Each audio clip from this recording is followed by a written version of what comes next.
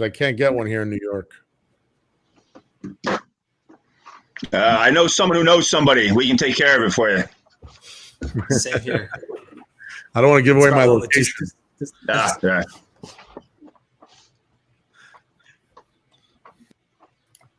All right, I think we're a go.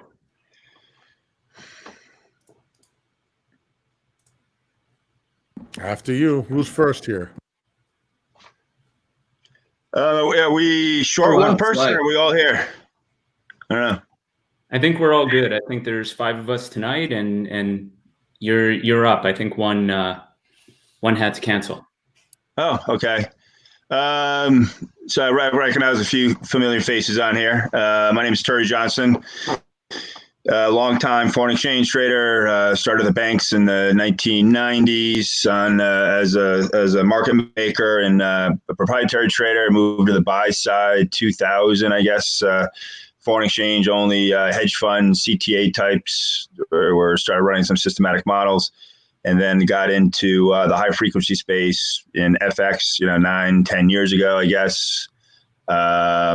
Pure ultra high frequency stuff. Was at Tower Research Capital for a number of years, the data analytics and liquidity distribution side of things, and found my way into crypto a few years ago, and at Floating Point Group now, which is a technology service provider in the industry, algo execution, direct market access, smart order router, that type of stuff, and that business seems to be going well, and I'm fortunate enough to be spending my Thursday night here with you guys, and hoping to learn a lot from smarter people than me tonight. So that's where we are. And Ari and I, Ari came on the last minute here, and I'm curious about Ari's background. Longtime capital markets guy, but yeah, I'd love to hear it. Let's go. Hey, good evening, everybody. My background is I started out at JP Morgan on the money markets desk, trading repo and short-term bank paper.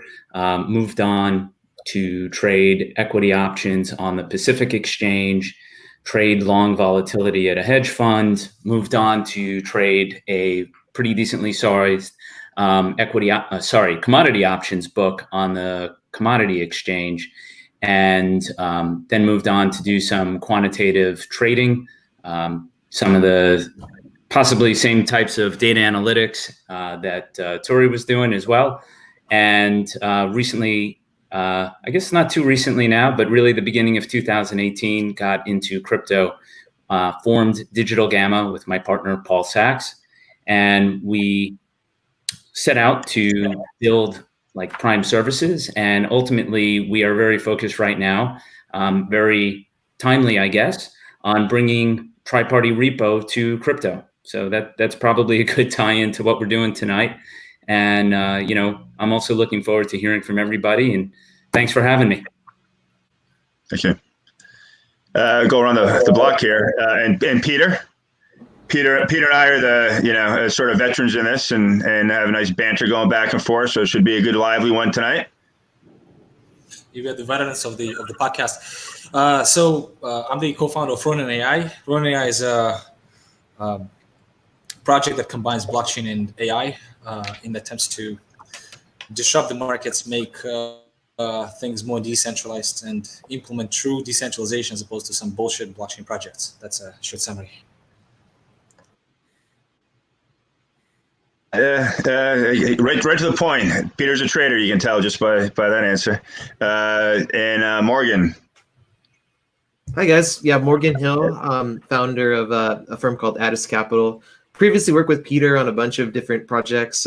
Was AxienV AI, which is kind of the predecessor to the current crypto fund we're launching with Addis Capital. We've launched, it's second year, and what Peter's basically spun into a Ronin AI. So it's been pretty interesting to watch the space grow. So I'm running a fund. We're trading in and out of the markets basically every day, watching price action, watching liquidity, watching all those things. Getting a little paranoid about how things are going right now. So we'll see how the crypto market handles this this kind of upsurge and everything, like inflation of the everything bubble to the infinity price. And I don't know. I'm very curious to see what's going to happen. I think, we're getting a lot of things happening simultaneously this week. You have China basically taking back Hong Kong. You have, this police action that triggered a bunch of massive civil unrest.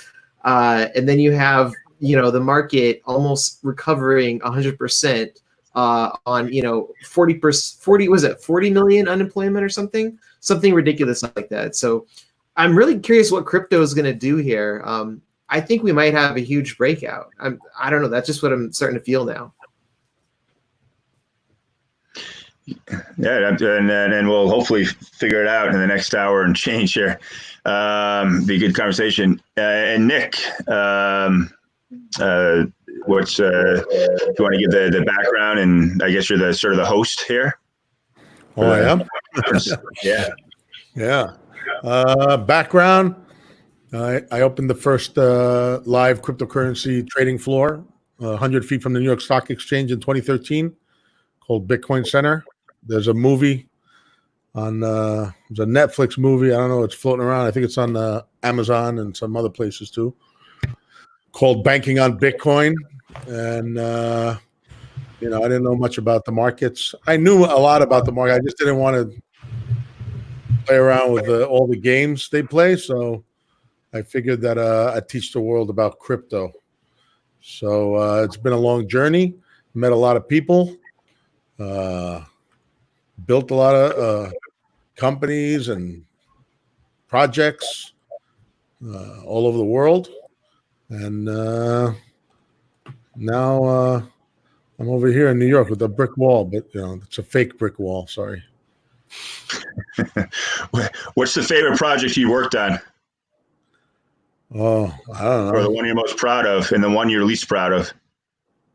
Oh my God.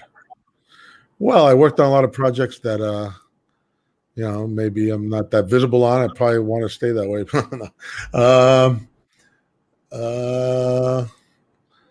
Well, we helped out the maker guys. They made that in our office. Paxful, there's an exchange, crypto exchange. They built that in our center. A bunch of them. We launched everything in there. I think like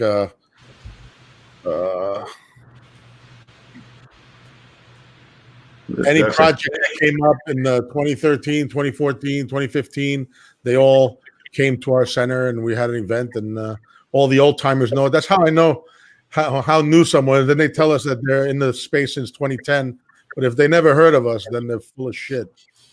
I mean, that's the reality. We were in the news. We were in CNN. We were on BBC. We're any news outlet. CNBC came in every day. Like we had an actual real live trading pit 100 feet from the New York Stock Exchange on the first floor, 6,000 square foot space. And if anyone doesn't know that, that means that they don't know anything about the business. And then they tell me that they're in the business since 2010. So that's all bullshit. But anyway, I don't care. That's a metric. It's a metric. Gotcha. Either you know about it or you weren't around. Sorry about that. Either you know about us or you weren't around.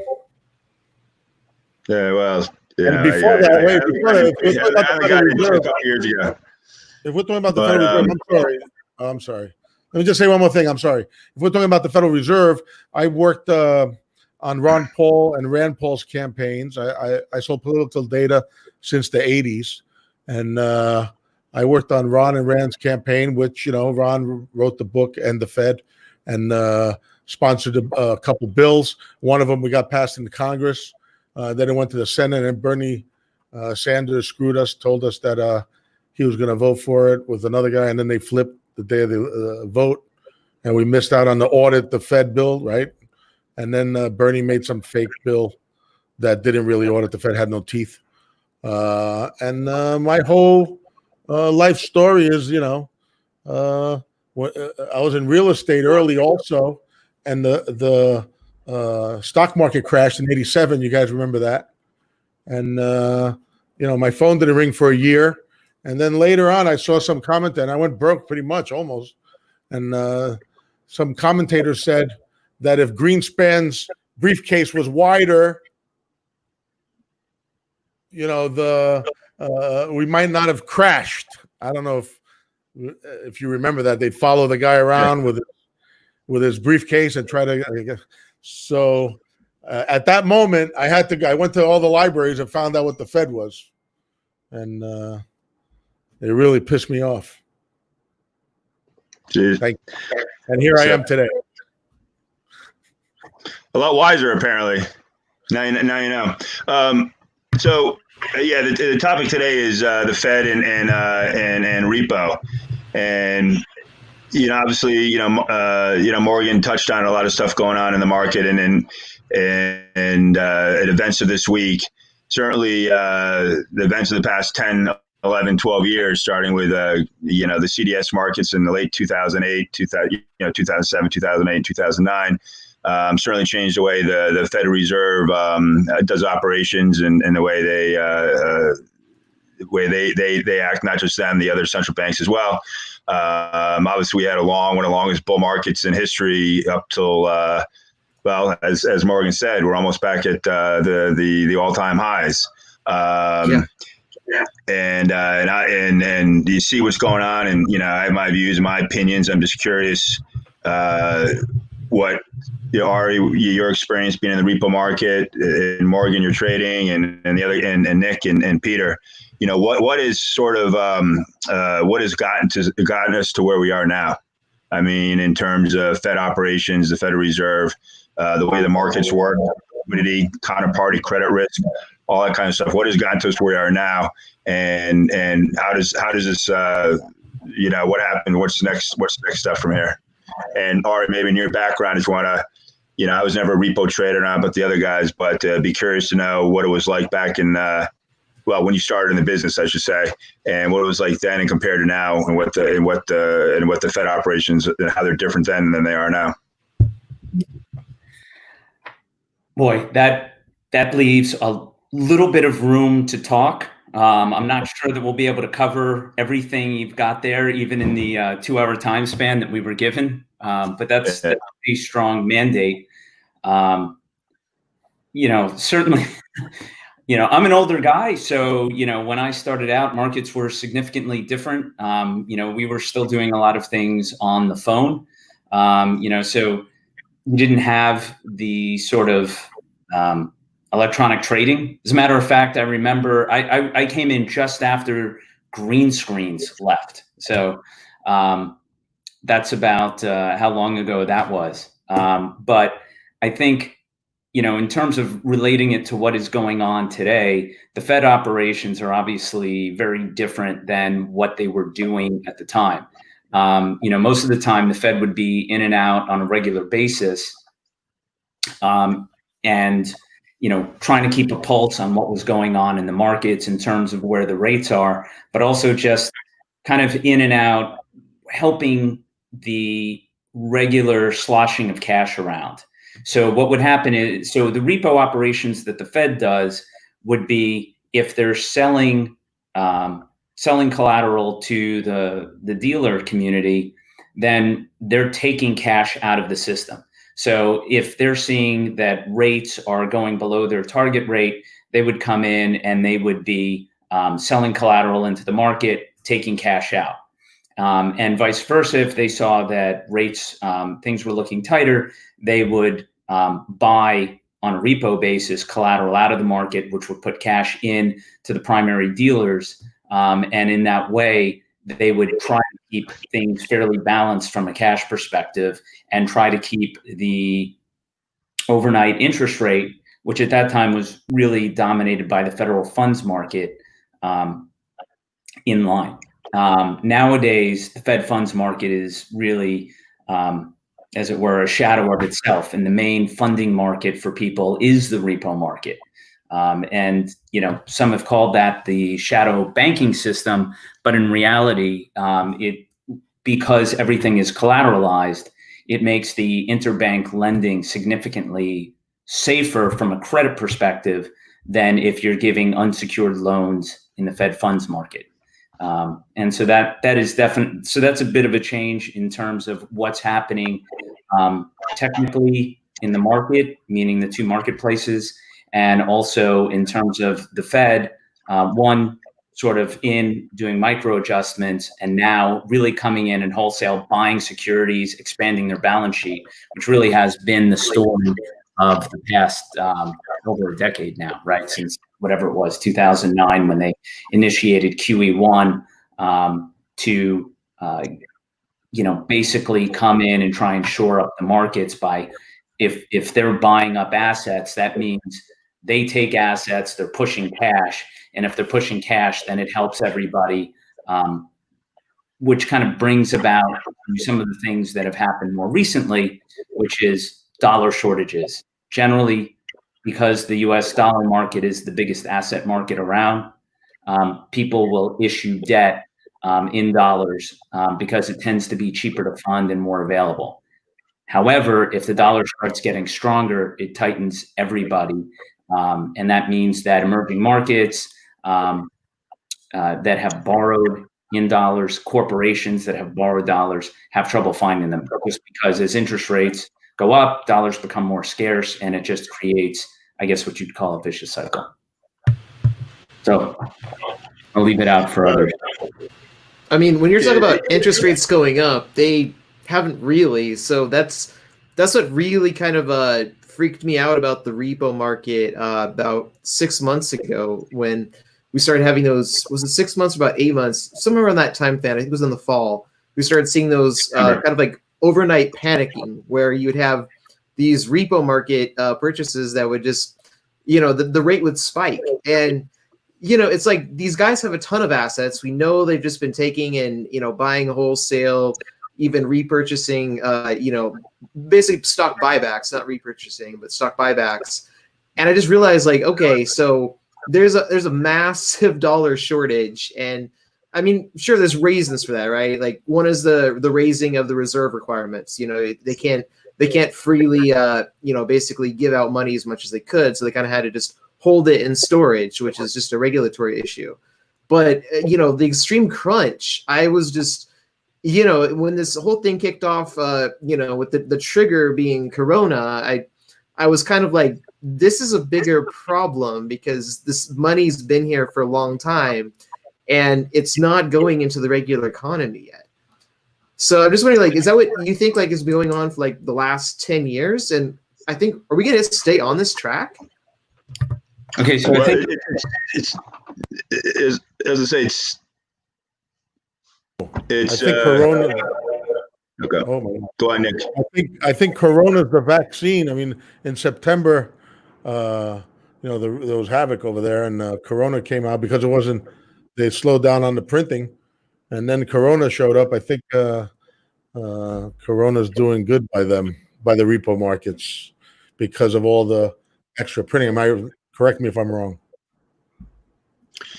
Well, I mean, it's definitely, if as Ari said and Morgan's saying, it's I can't remember the numbers, so my numbers may be wrong here, but something like outside the United States, sovereign wealth and corporate debt, sovereign debt, whatever, something like, and as far as supply chains goes, something like, I don't know, maybe my number's wrong, if I can't remember, 80% is all funded in dollars outside of the United States. All this debt and supply chains, everything is basically dollarized. Everyone inventories in dollars. In the supply chain, it's really, it's interesting.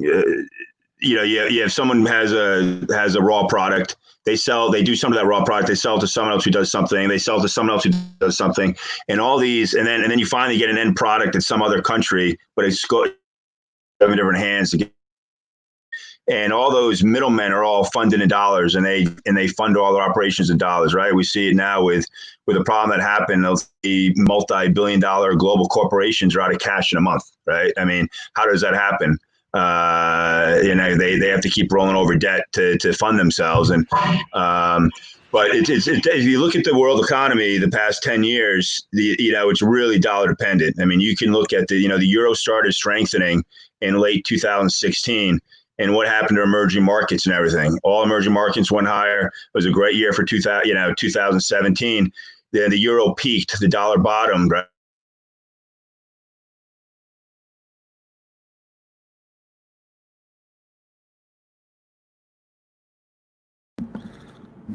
So, how's everyone doing? Oh, poor Tori. Dropped again. It's not on my side. Yeah. No, Ari, what do you think, Ari? yeah, to pick up on what Tori was saying, we're a very dollarized economy. And, first of all, under no circumstances, there are a number of reasons, and, there's certainly technical reasons why repo spiked to, the big headline number was 10% in September of 2019. But under no circumstances should that be considered, a normal event. Not so much the 10% part, but the, 10% when everything else is 2%, right? So what that is telling you is things are starting to get tight. Yes, that was because of tapering at that time. They had slowed down for some time. It was also because there happened to have been a treasury auction right about that time. And the all of the securities dealers that are not banks, the only way that, ironically, everybody from Wall Street is always considered to be a cowboy, and they take huge risks. And they like market risks, but they really, really, really hate credit risk, right? So if you're not they consider many of these very large companies to be bad credit risks. And so the only lending that they will do is securitized, which means the repo market. And all of a sudden, there was a ton of collateral that needed to get funded, meaning the treasuries. And at that time, so that was about the time that JP Morgan was trying to arbit by grabbing money in the Fed funds market at like 2% and hit the bid in the repo market. The trouble was they were getting constrained. So generally speaking, traditionally, back when I originally started and up until Dodd-Frank, the way that you figured out what your reserves are was you averaged it out over a 2-week period, and it had to do based on your assets, right? So that was the reserve requirement, what Morgan talked about a little while ago. But with Dodd-Frank, in order to make the bank safer, there was this other requirement that was based on the risk that they had, sort of a Basel III kind of requirement.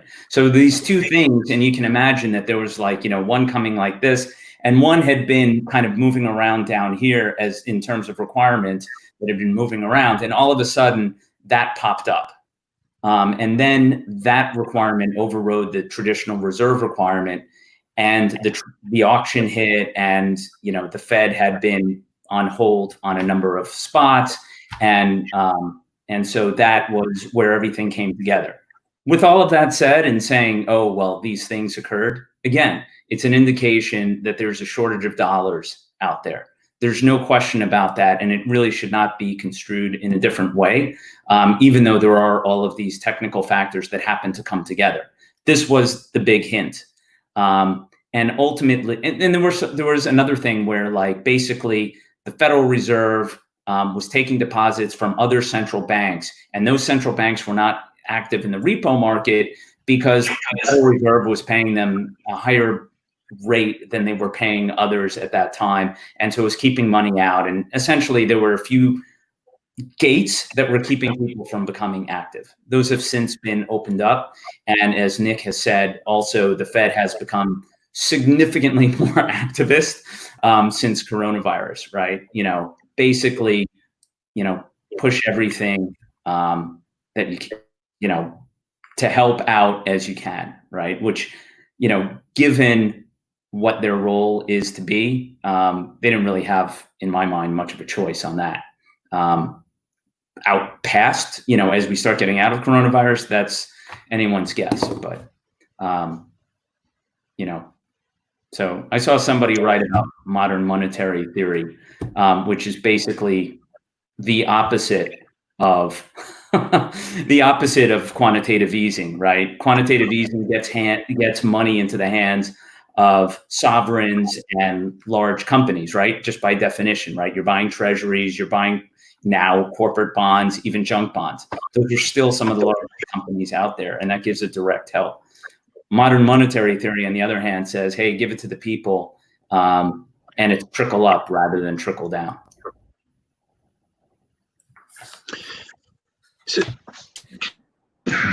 So I mean, or you mentioned, I mean, my personal opinion is, I mean, we've gone from a normal sort of sense functioning, whether it was normal functioning before or not, but we're truly in a liquidity driven. And I think one of the biggest risks out there, and what they're really trying to show up here, is counterparty credit risk, right? After 2008, 2009, all these risk controls that banks are the capital and risk ratios are supposed to control. It was supposed to limit the risk they took, where banks, commercial banks, and you look at Deutsche Bank. Deutsche Bank is one of the biggest banks in the world, but they have something like $60 trillion in derivatives on their books, and the market capitalization for all of Deutsche Bank is $13 billion right now, right? Someone like Jeff Bezos can go buy it 10 times over, right? Or SocGen, another big international, has like a $10 billion market capitalization. Now, why is that? And how does a bank with that type of capitalization have that much exposure? So I think one of the risks in the marketplace is what the authorities are worried about, is this kind of credit risk. And you have corporates, as you mentioned, rolling over commercial paper every 3 weeks, 3 months, buying back stock. And there are other counterparties on the other side of that using that as part of their leg for their interest rate arb trades, right? And when they need to fund those trades, roll it over, keep funding it, all of a sudden those interest rates go up and pushes those trades. And the banks are sitting on all this collateral from both sides. I don't sit at a bank and see it. I just read what I read, right, and hear what I go. So I'm not sitting there. There's a guy doing it, but this is what my understanding what's going on. And I think that's a big fear for the powers that be, meaning central banks. What are your thoughts? I mean, Morgan, you're trading stocks all day long in that type of environment. How are you seeing stocks affected in this space? I mean, it's. I don't know if I talked about this in the last, but my partner and I we're still racking our heads about like what the end game here is for the Fed, because I remember when 2008, 2009 happened. That was like my first few years, as a professional in the market, and I just remember people who were in the space already and veterans who were telling me, "Oh yeah, don't worry, it's a rational market. Everything's going to come right back." And then it happened. It crashed, and they were all shocked. Like, I mean, I even me, just seeing the fact that Bear Stearns was into that category, I knew every single other bank probably was as well, and it was going to be a systematic, risk for the whole system. So when it self-corrected, I really knew there were two choices. It was either going to implode, lots of bankruptcies, complete redo of the financial system. There'd be layoffs. All the banks would kind of fold. There'd probably be some government buyouts, or the Fed was going to intervene and pump the market and try to make everybody whole just through, printing inflation. So that's kind of what happened. They just inflated the amount of dollars out there. And what's amazing though is once these banks got their fingers in, their siphons up to the fire hose of Fed money, they've never let go. They're still doing it now, and now it's just asking for more and more to solve this liquidity gap. And I'm trying to figure out what the end game here is, because when you have a huge amount, like Great Depression level unemployment, numerically the highest ever, and you have very low, peak productivity already occurred. I'd say we're on the diminishing side now. You have these situations that don't expect GDP, don't expect economic growth to continue, but yet you're proceeding like everything's totally fine and, the market prices are justified. I'm trying to figure out what they're going to do, like once it keeps going. And I've kind of determined that, the biggest thing is they're buying futures. That's how they're doing it. At night, they come in, they buy a ton of futures. And I think I don't know if you guys could speak to this, because it's a little before my time when this was set up, but I think there's this thing called the plunge protection team, like PPT. People don't talk about it anymore, but I think it was pretty prevalent. I think it's still going on, and it's the same kind of, situation that occurred when they first set it up to basically backstop the market at night, buy up the most viable options for, liquid securities, and try to encourage investor, adoption. And that's what I'm seeing now. We ran analysis. We figured out that from February 19th, there was a 12% gap between the futures, the cash futures, and the actual underlying value on the S&P at the open every day. And this was a gap that persisted. Normally it should be, matched. When you say gap, are you talking about above fair value between the S&P futures? So there's you get a fair value, then you have the cash index, but you're saying the gap was above, there's a premium above fair value, above and beyond what that fair value to cash was? Yeah, at one point it was 12%. It just, we had to check the numbers twice because it didn't make any sense to us. Since this time, over the last 2 weeks, that gap is filled, and we filled up, of course, but the main beneficiaries were the FANG stocks. They were where all those gains were concentrated. So you'd have many stocks that looked like a bargain and you wanted to buy them, but you were like, okay, this is just based on, Fed supply of capital. So, do I really want to buy this stock when Amazon's already up 20% again from, its fall? Well, couldn't they, if I have a lump of cash, I can say, you know what, I can go buy the cash, fully funded 1 for 1, or I can go buy futures with 5% down with that same amount of cash, get massive leverage that way, buy the futures, right? And then you're gonna get all these buy programs step up because now the index is going up, and they're all gonna go buy the top 5 biggest stocks, which are gonna drive the underlying cash index up. And is that type of quant trading going on, relationship going on? One drives the other. And then you got the VIX coming down, right? And VIX and volatility is a huge input into quant strategies. And as the VIX comes down, they say, oh, volatility's down, I can leverage up even more. And next thing you know, the people putting on these big types of trades. I don't know. I'm not in that space really, but that dynamic? That's what we've seen. We've seen a lot of that happening, and I honestly think, I don't want to name names, but Citadel, those guys, they're kind of a big culprit. Never heard of them. Yeah, I don't know. I think they have some fortress or something. But anyway, point is, we got to deal with all this stuff on a daily basis, and I'm kind of not really sure if we should just start shorting now, or we did very well this year, but we've taken a little bit of a hit just based on cognitive dissonance, trying to figure out what in the world is going to happen with this experiment. Because I think the Fed has lost the plot at this stage, and I think it's going to be revealed to most people pretty soon. Well, have you seen? Let me just add one thing. So first of all, I do share your skepticism of, or at least question on, what the end game is going to be. But I'm reasonably certain that at this point, in terms of the S&P 500, the all-out, flat-out leader has been the top 5 big tech stocks, and the financials have actually been lagging very aggressively. So I don't think it's the banks that have really been benefiting in terms of stock price buying.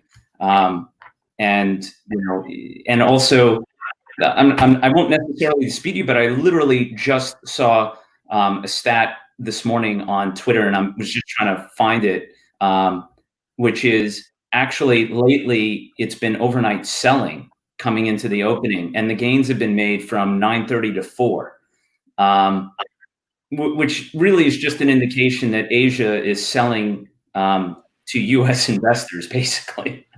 What time period is that? I'm curious. The last couple of weeks or longer?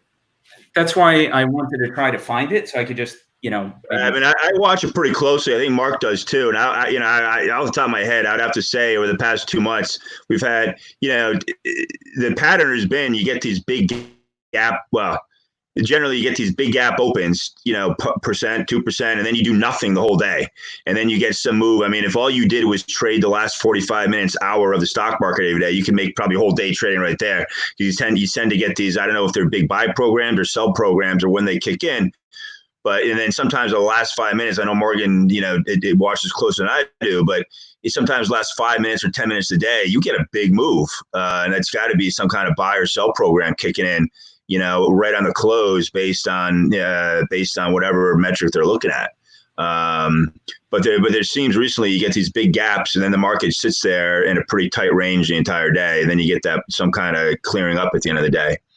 But the volatility is way down. 2 months ago, the daily range in the S&P was like 150 S&P points or something, well over 100 points. The average week, the last week, I think the whole week for last week was 66 points. The range for the entire week, right? I mean, and we're doing that in a couple hours 2 months ago, right? It was a good time to be day trading stocks, but the daily ranges have come down, volatility has come down, and whatever metric you want to look at, and breadth is way off, right? I mean, and it's being look at the breadth of the market. But it seems like, well, you can't fight the Fed, and something's holding us up here. But but what so that leads to, does the market crack from here and go back down? Do we need another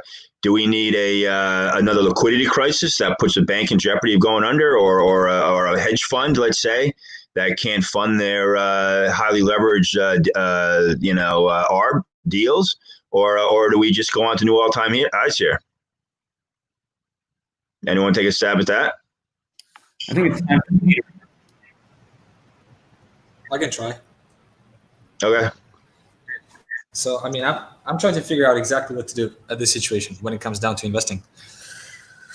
What does not make sense is that, yes, everything is bad, yet the stock market is going up.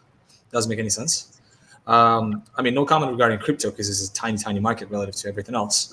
What really bothers me at this point is what you said too as well, and Morgan, absolutely, big moves, and then pretty much no volatility throughout the day. So just the open close kind of things that might make sense. What really bothers me though is this. So it is pretty clear that there's too many dollars.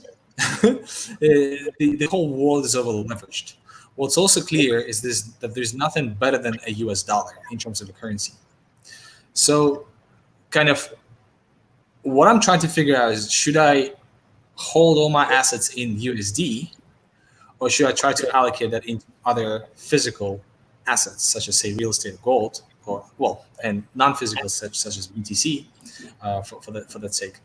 Do you guys have any view on that specifically? Because USD is getting weak, but everything else is getting even weaker.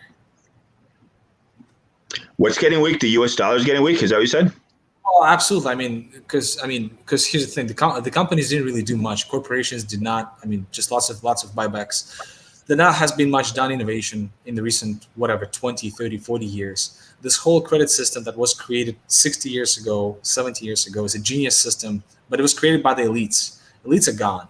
The current inheritors of those elites are just trying to pretty much retain the status quo, because they just don't have the brains, unfortunately, to create anything more genius than what has been created 50, 60, 70 years ago.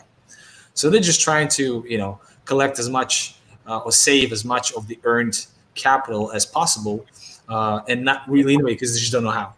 Because they really just don't know how. So my question to you guys as well is, US is not, in terms of financial system, US is really not innovating much, but the rest of the world is even worse in that retrospect. So what's going to happen to the rest of the world after this? Anybody has an opinion? The rest of the world, in terms of their markets, is the European Union going to break up? What's going to happen in China? What do you mean the rest of the world, in terms of, is the dollar going to collapse, and gold go up? Let me clarify that. All right, so if you have lots of debt, so the system goes like this: you issue lots of debt, you then sell it in exchange for whatever kind of deals, such as, say, export deals, etc., to the rest of the world. Right, so China, Japan are buying that just because they have to buy, because they're forced to buy that U.S. debt. Now, U.S. keeps creating that extra additional debt. The rest of the countries will have to buy that debt, but then they have to somehow deal with that debt internally, and they won't be able to, because they won't be able to resell it. So they can only resell that debt back to their local population. So my question is, what's going to happen to that local population? What can they do? Pretty much, what is happening? Like, do you guys have any view on this specific matter? Unless I'm going too far theoretical. No, Nick, maybe? All I would say is, regarding that is, just as far as, it's not that foreign investors are forced to buy US dollar assets.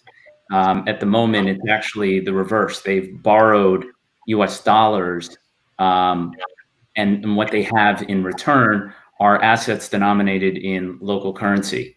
And that's why there's been among other things, such a rapid deterioration in the emerging markets. In particular, the commodity. So we talk about real assets, and real assets are particularly cheap relative to the stock market. And in fact, actually, real assets other than gold are extremely cheap, and gold is quite rich relative to other commodities. Like even silver. Oh, silver! I mean, platinum. It's really quite incredible. Yeah, I mean, the gold silver ratio when I was trading it in 2010 to 2013 was something like 60, and now it's nearly double that, right? So I think it got up to literally double that, to like about 120. At any rate, the point being is that the rest of the world, as you point out, is chained to the dollar system, but from the borrow side rather than from the asset side. But that actually just makes everything worse, and it describes exactly the dynamic that you're describing, which is the dollar is doing better versus everything else, but is still having trouble. In my mind, even though there's been a massive amount of base currency printing, and what I mean by that is like literally the initial dollars, right? What you would call, if you're into studying monetary theory, M0, right? The Fed dollars that are printed. But the velocity of money, meaning how quickly does it turn around in the economy, is extremely low. And so where there has been inflation is exactly where everyone has pointed to, right? Asset inflation. The stock market is going up. Certainly commodities are not at the moment, but the stock market is going up. Financial assets, paper assets are going higher. So my guess is that, that is not going to continue. It seems like all of a sudden, the ideas of modern monetary theory, that is, let's get the money to the people, let's invest in infrastructure, let's give money straight to people, has actually occurred. It basically, somebody wrote on Twitter, right? We basically went from, MMT sort of being on the fringe to, here's money and go, all in, a month.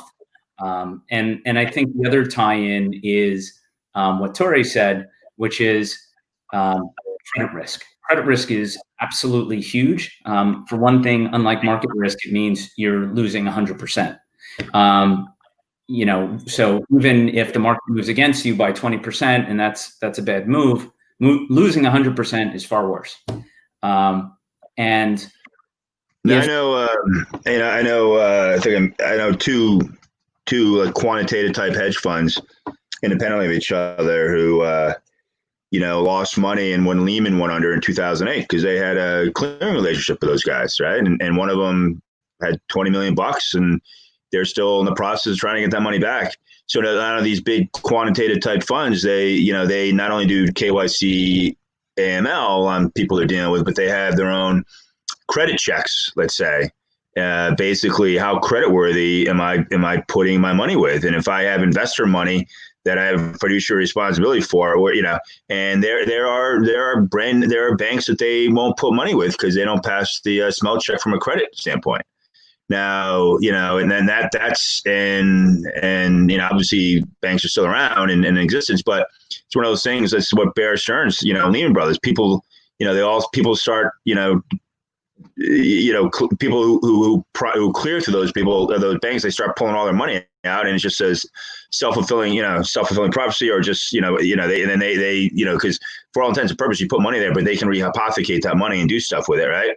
And that money's gone, and it just adds, more pressure to them. And I think right now that's probably a big worry in the space.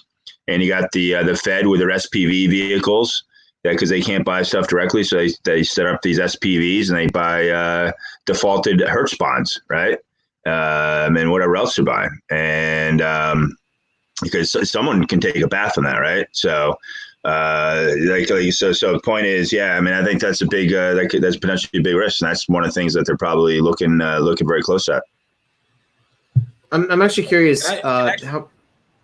Oh, sorry, Peter, go. Morgan, go ahead. I was going to say, ask you guys a question. How many of you guys have had trouble with wires, bank wires, like in the last few months? I've never had trouble in my life. As a fund, we do send wires occasionally or very often. And the last months have been crazy. We had a guy who used to send millions, and suddenly he can't even send more than 10,000 at a time, and he is capped at $25,000 wire a month. He has to go into the branch manager and talk to the guy for an hour, and the guy apologizes, makes excuses, and ultimately says, "Okay, let me see what I can do for you," and he bumps him up to 50,000. I've never seen anything like this before, and it just, every time I hear that, I'm just like, okay, time to just use Bitcoin. Let's just go. If you have it, send it over. We'll do the same paperwork, KYC, MLU. But why are we doing this? I'm just curious if you guys have dealt with this, or if you have any ideas where it's going, or are we gonna switch off of it? Which bank? Which bank is it? Wells Fargo and Bank of America. Yeah, whatever. Sure, I see it all the time. I think we're talking about this antiquated, crazy system where there's a fake printing press that doesn't even use ink anymore. They just tap on some keyboard, and then they buy garbage. They buy this garbage from the banks when they want to spread around their green crap, and all the smart people are trying to figure out what this big concoction is made out of and where it's going, when it really is just totally crazy that it has any value whatsoever. I think the counterfeiters and the liars have taken over the finance system, and I'm here to stop it, or whatever. I'm trying to do whatever I can. I mean, I'm interested in. You said a tri-party repo for crypto. I mean, so who's going to be the interns? Who are you going to? That's what we're going to be the interns. Stand in between. We do a bilateral trading agreement. So let's say you want to borrow 10 Bitcoin from Teri. Rather than doing it unsecured, where Teri says, "Okay, well, I'm just going to give you the 10 Bitcoin, and you promise to give it back." What we do is an exchange of collateral. So Teri would hand you the 10 Bitcoin. You would hand him the $90,000. And then we would also hold, so that we wouldn't touch. That just goes through to the two of you. And what we do that on what people normally call an atomic swap or a DVP system, and then we hold escrow. In the event that one party defaults, so we would hold perhaps 25%, and then that way, Teri could do what he needed and finance his inventory of Bitcoin using the repo, and you would be able to use the Bitcoin. Like, for instance, we have a company that helps insurance companies pay ransoms that come via Bitcoin. We've got others that merely want to trade and move money around, and then of course some that want to short. So that's basically how the process works. And then each day we market to market so that it stays equal. And are you going to make that as a decentralized product, or are you going to have your hands all over it? For lack of a better phrase, I'm just saying the technology exists to do everything without human intervention or any intermediaries. We're here to disintermediate the intermediaries, and that's why we're here. That's why I'm here anyway. Yeah. I mean, I'm going to try to figure out why a bunch of old dudes are trying to figure out how much they're going to print without telling anyone why they're printing it. They're not even printing anymore, at least before the damn printing press broke down. Now they're just tapping on the keyboard, and they're buying the garbage securities so they can spread the green crap around.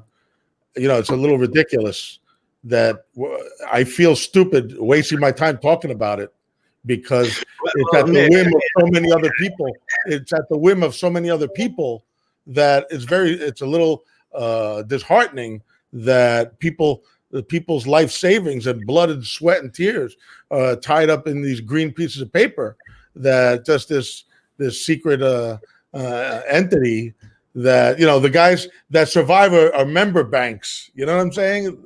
Like Bear Stearns and Lehman, they weren't member, so they didn't survive. They couldn't be the interim. like you're going to be in Bitcoin.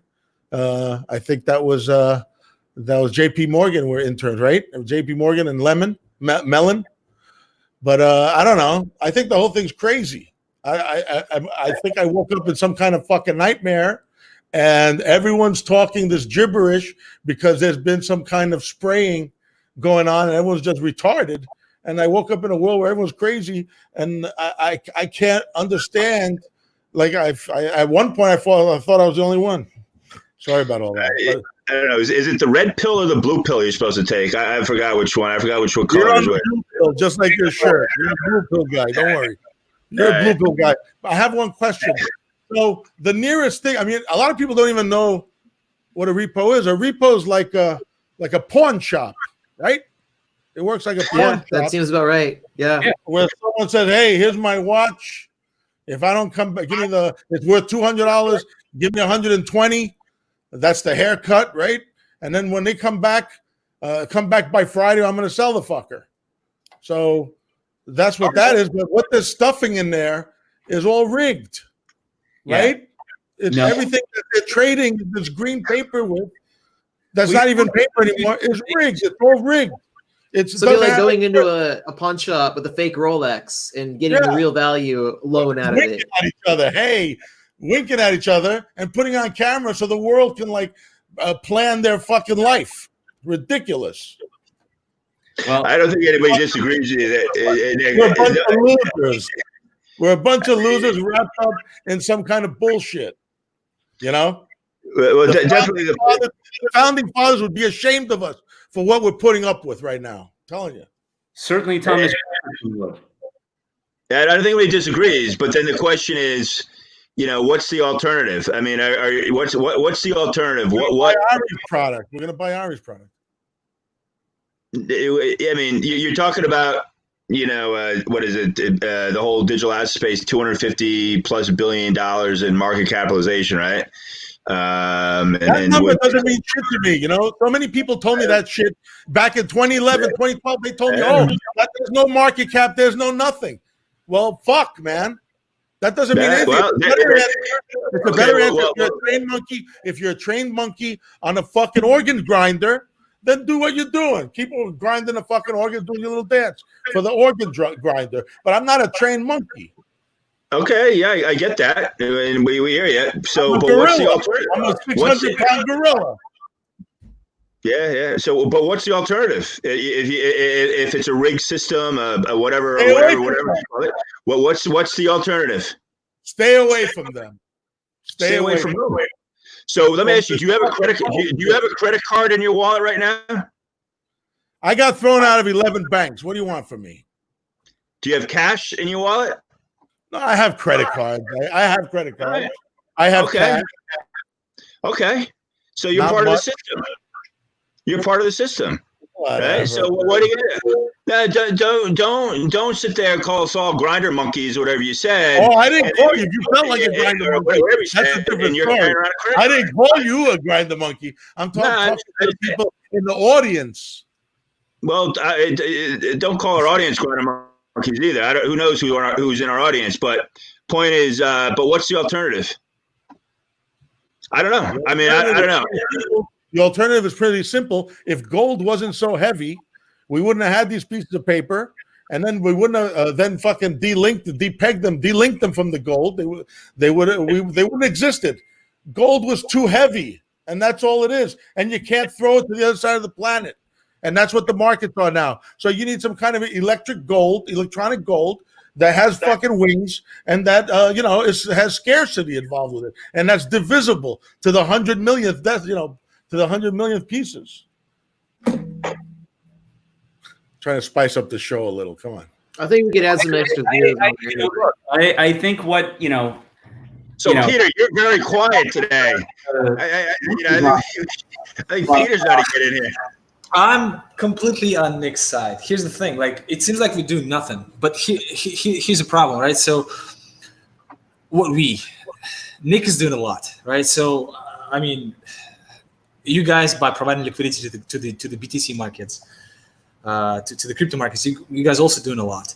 The most important thing that I mentioned on last podcast that has been doing spectacularly well is to build the community. You'll say, hey, you're still using the business the credit card, you still have the fucking debit card, all this stuff. Sure, yes, we do.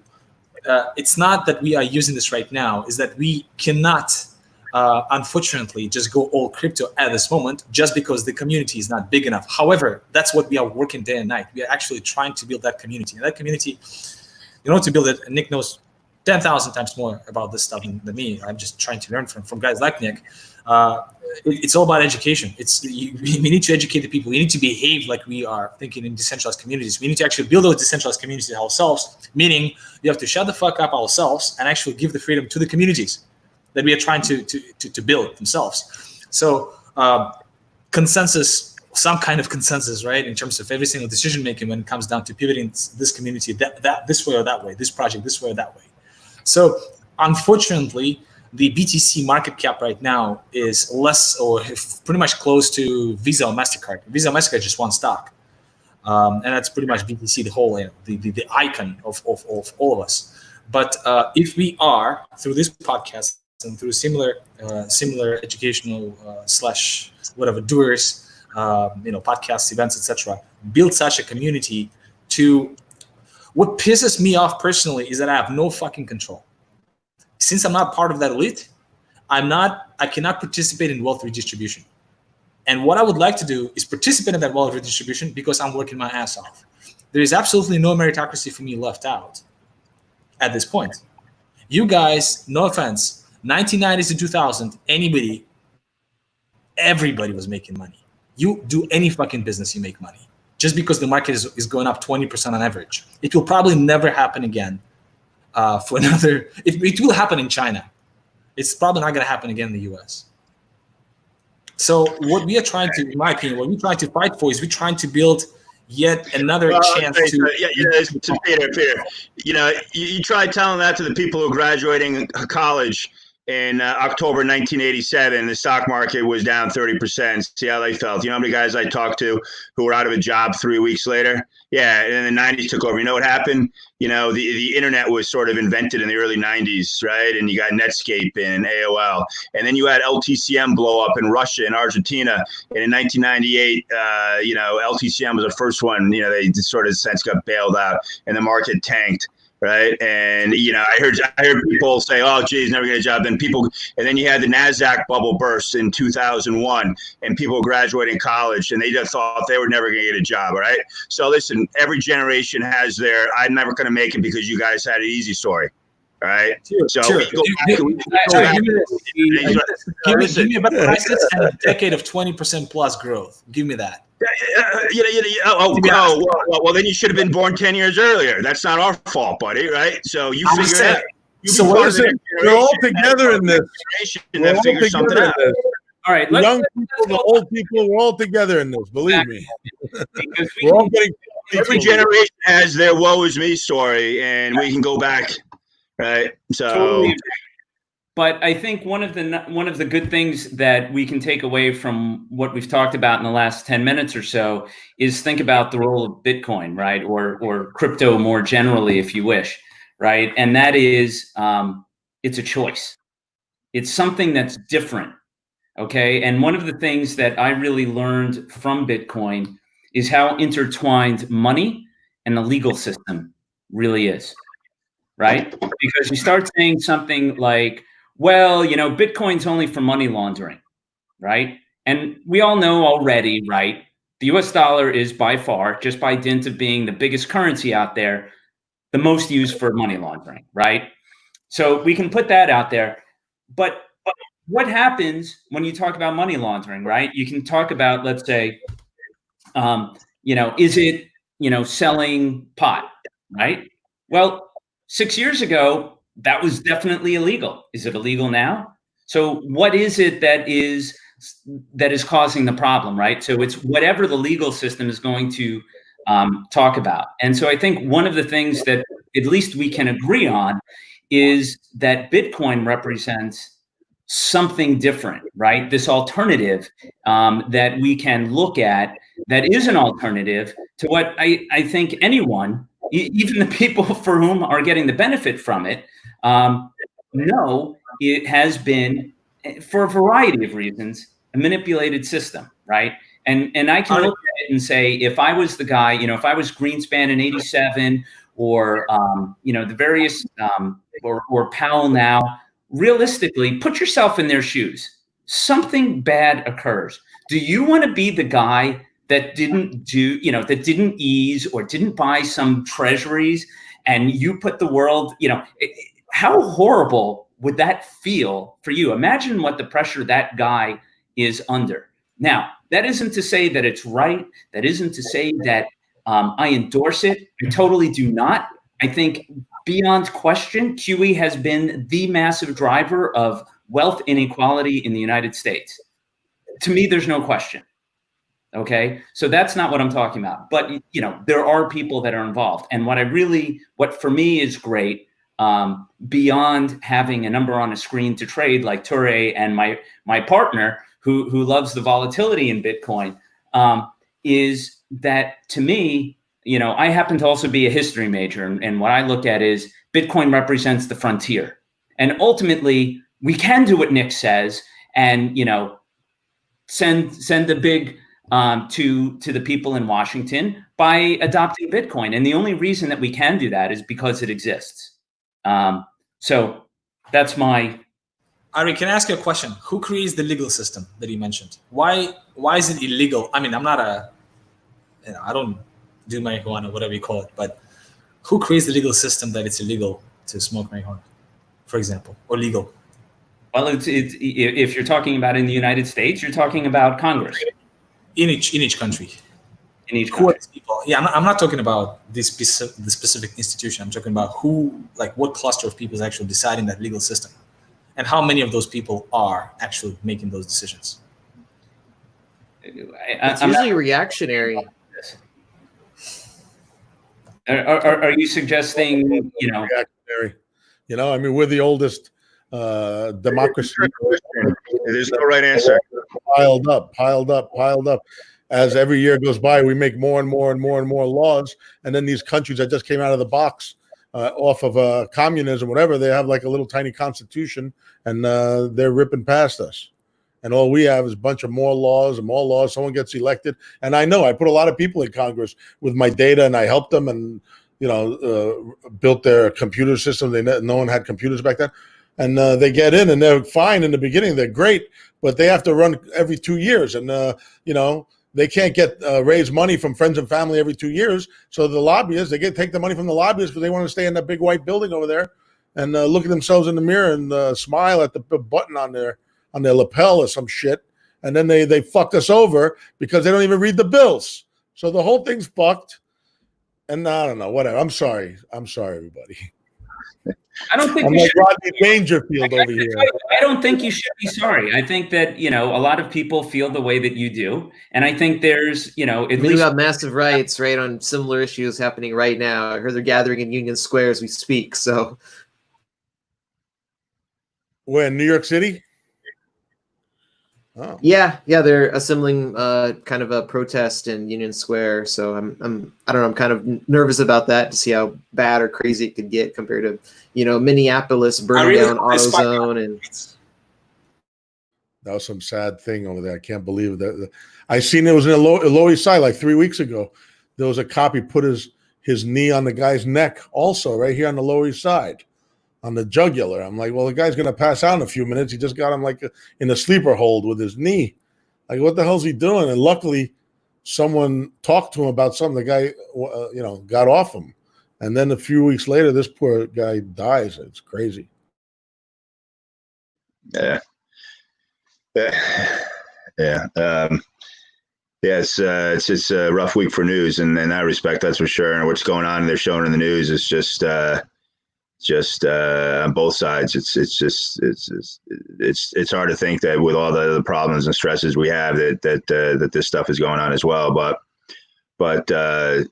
going back to the current situation here, I get it. And Nick and Peter, nobody, like Ari said, nobody disagrees with you. I mean, if you and already said he was a history major, and I'm sure you guys know the history as well. But if you read the history about why and what the Fed did, and the founding of the Constitution of the United States, and the American Revolution, and the political economy of the United States when it was founded, and certainly what has happened. I mean, I remember being in the market, and Ari, you remember this, in February 1994, the Fed unexpectedly raised interest rates in early 1994, completely unexpected. That's what they used to do.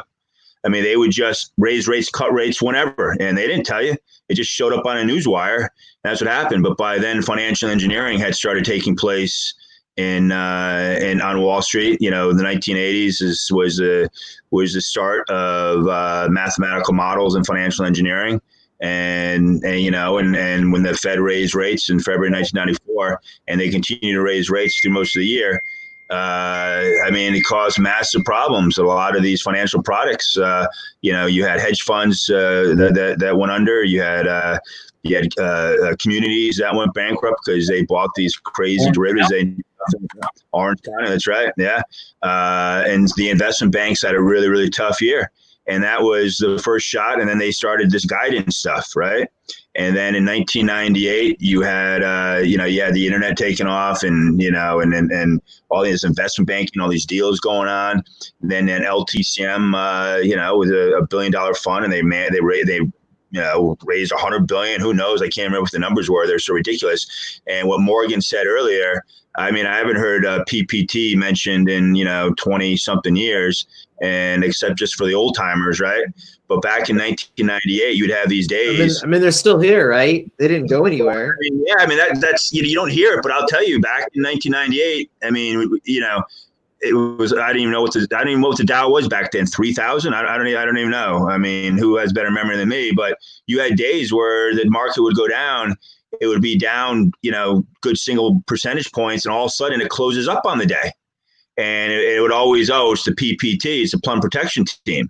And I haven't really heard that, there was all these rumors who was doing it and who was behind it and what institutions were buying on behalf of whatever. But I haven't really heard that mentioned. But I have heard rumblings, and I'm just curious, Morgan, how you're the stock trader here and the quant, the guy in that space, and I watch it, but I'm curious what you see and what you think's going on. And then we'll get back. So I think they're just buying the house, everything. I think they're just I think this PPT, the Fed is essentially buying up everything they can. So, it used to be just what you were taught in school, basic economic theory. They buy and sell bonds, or, treasury bonds, right? Just, nodes, treasury bonds, what have you, just USD, right from the Fed, their own products. But then you start realizing, they can actually, buy other bonds, and they can buy, they can even buy futures. And they really don't have any kind of mandate that stops them. People just assume that there's no way they could go and wholesale buy Apple. That's not true. I think they could totally do it. They're the Fed. They control the market. So we don't really know what they're buying, and that's a scary thing. And it's kind of just like a free pass. So what I've heard is they're publicly saying that they're buying corporate junk bonds and such.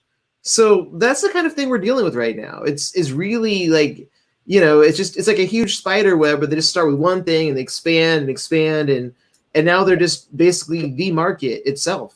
And we're all along for the ride, I feel like. Yeah, exactly. So to that point, the trouble that the Fed had, so that is a recent thing. Junk bonds is definitely new on the radar. Yeah, it's really, really recent. I hope, hope to God it is, but I think so. So the, and basically what happened, so going back to what Tori said about credit risk, one of the things that you have to realize, and you don't always think about, speaking for myself anyway, is that when you're talking about debt, right, my debt is somebody else's asset, right? So if I have a problem repaying my debt, it sounds great to say, well, it should be my problem and go into bankruptcy. And that's absolutely true. I'm an advocate for that. However, just realize that that is going to cause a chain reaction in terms of that means that whoever lent me the money is going to be out the money. And they may have borrowed against that to do something else, right?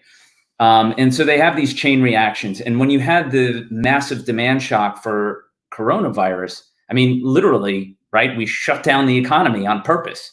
Now, separate from whether that's a good idea or not, it was. And so, you know, had the Fed not stepped in, what you saw in the markets were unbelievably unprecedented volatility, meaning down in these what were, you know, more risky assets, right? So, you know, junk bonds and so on. And basically nobody wanted to deal with any of them. And it meant that nobody could pay their bills because, again, going back to what Teri said, a lot of these companies, right, they want to fund at the cheapest level possible. Well, where's the cheapest level possible? That's overnight, you know, 1 month, 3 month interest rates. That's commercial paper programs. And the last thing that you want to do if you're a money market fund is, you know, go in and buy 3 month or 9 month commercial paper from someone that with certainty, you know, is going to be out of business, right? You know, McDonald's is going to have real trouble if they're not allowed to have any customers. It's really pretty straightforward. And so, you know, that is a more narrow approach. And, you know, we're going to have to see what happens as we come out of here. And, you know, what are the monetary policies that are going to be pursued? Are we going to just rewind them? Are we going to expand them? And are people, you know, is the government going to focus on fiscal policy rather than monetary policy, and in some way, you know, get money out to people so that they spend? And I think that that opens up an entire new potential for markets, you know, because as everybody talks about gold and they talk about inflation, you know, by and large, in a lot of different ways, certainly from a commodity perspective, there isn't inflation, right? I mean, come on, you know, not copper. Well, copper's certainly been going down very aggressively, but crude oil certainly, you know, traded below zero because the demand went literally, in this case, through the floor. And so what's going to happen at the outside, you know, at the outset of us coming back on? If there's fiscal policy, I would say there's a particular risk of actually the US dollar weakening substantially, simply because that would have a totally different impact on the velocity of money.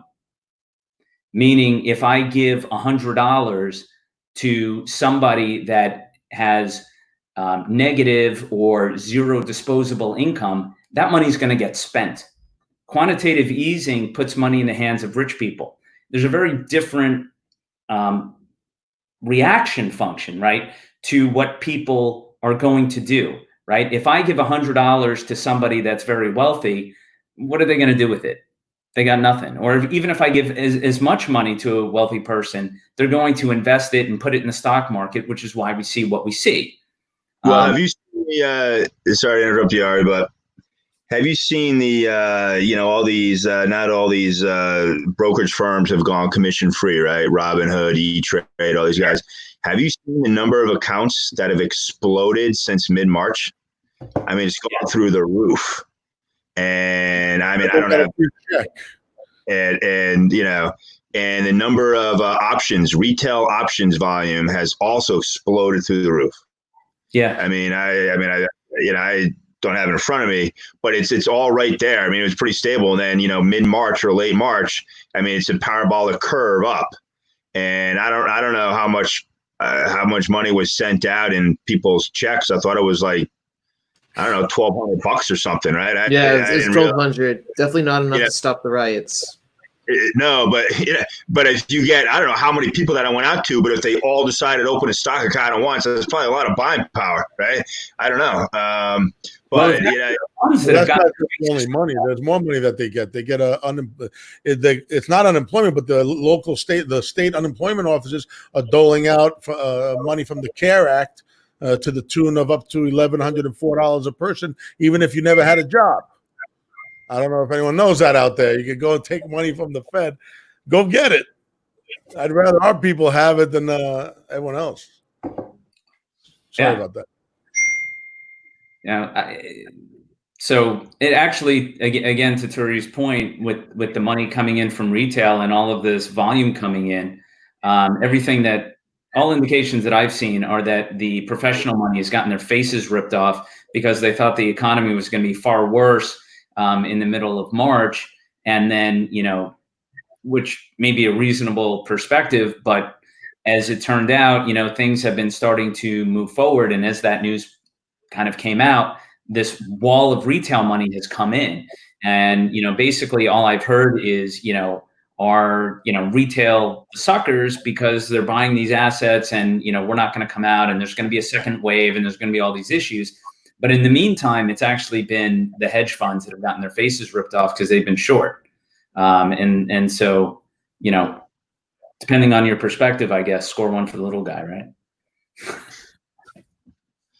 Well, I think a lot of the systematic CTA trend follower types just got, generally do well. And I guess they probably look pretty smart when they're selling on the move down and the break lower, but it's just gone right in their face on the way back up. And I don't know where they start covering. I don't know if it was a 5-day breakout, 20-day breakout, or 200-day moving average. I don't know, but they may look pretty good there for a little bit. But it's we're right back up to where we're not back to the all-time highs, obviously, as far as the S&P goes, but we're certainly back to the levels where it really accelerated to the downside. And now, if we didn't have this drop off from the all-time highs, it would just look like a blip lower, right? But the fact we did go down 30-some%, we've come back some. But you wipe out that cavern there, and it's kind of like, well, we're just kind of in a little bit of a drawdown here. But it's going to be interesting. It seems to be purely liquidity driven at the moment, and I don't know how these quant models and what these guys do in stat arb and risk arb and things like that, how those types of models are doing. But certainly, as I think Morgan, you mentioned earlier, when these spreads blow out, the OIS versus LIBOR and things like that, which we saw last February and we saw back in March. September we saw in March where the LIBOR rates, the overnight swap rates versus LIBOR and stuff really blow out big time, and that means there's a huge crisis and demand to get dollars, and people don't want to lend them, as Ari was saying, right? And you got to really pay up for them because you got a lot of counterparty credit risk there. But it goes back to what I think the evening session was supposed to be about. I think we all agree that that's a problem. I think we all agree that what's going on in the central banks and the Federal Reserve, it may not be sustainable, and who knows how it ends. And maybe it ends next week, maybe it ends next year, and who knows? I don't even know if anyone really has an opinion on how it ends. But and I still haven't heard really, besides education, what is the alternative? If this current system is broken or flawed or a rigged system, what is the alternative? Well, what happens is over here, it's rebuilding it with new technology, right? We have the strongest fiat shitcoin currency in the world. So ours might be the last one to crumble, but crumble it will because it's one of the oldest ones. If you looked at it, it's the oldest fiat running in history. He's like a broken down old man. He's about to die, got like heart problems. That's the dollar. He only is a one-trick pony, and he can't get it up anymore. And there's no Viagra activity going on for him, and that's it. He's not going to be able to survive. But in these other countries that I've been to, people adopt Bitcoin in the snap of a finger because they know that their shitcoin currency is going down the shitter every day. And, like in Venezuela, these people throw the currency in the street, and the adoption rate in Venezuela was incredible. And all these smaller countries are going to adopt faster because, they understand it better. And maybe over here, our MasterCards are working very nicely over here. And, we could go out, and the Valley girls could go out and buy their fucking makeup or whatever. But who gives a shit? The thing's going to happen. It's going to happen pretty fast. And I'm glad. Let me ask you something. Do you think anybody outside of Venezuela really has use for the Venezuelan Bolivar, or what it was called? That's right. That's why they need Bitcoin. When's the last time anyone ever invoiced you in Venezuelan bolivars? Is that what it is, a bolivar? I don't even know.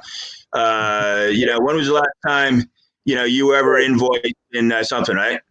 The point being is, it's one of the problems of being a world reserve currency, right? Where just about 80% of all transactions globally are invoiced in US dollars.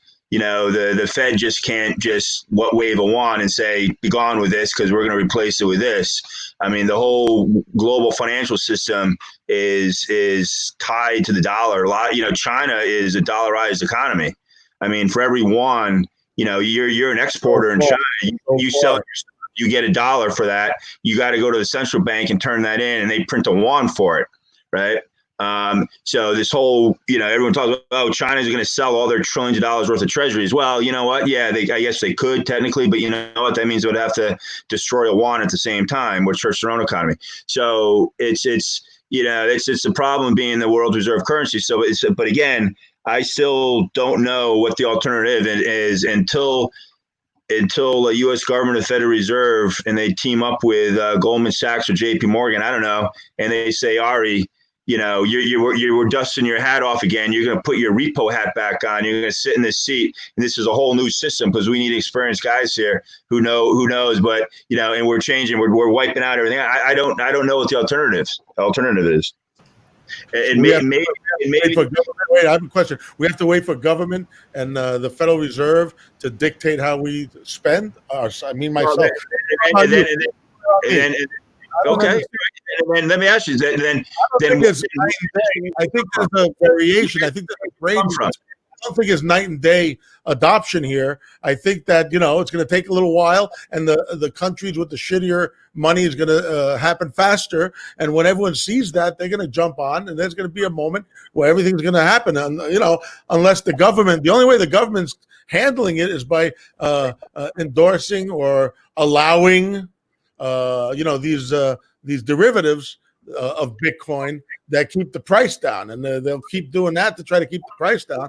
But there's going to be a moment where they can't do it fast enough because people are going to realize and recognize that it's the only currency that's not controlled by one individual or one government, and it's the only currency that's Nick, I agree with you. But where does the mass adoption comes from? Where does that change? Where's that inflection point?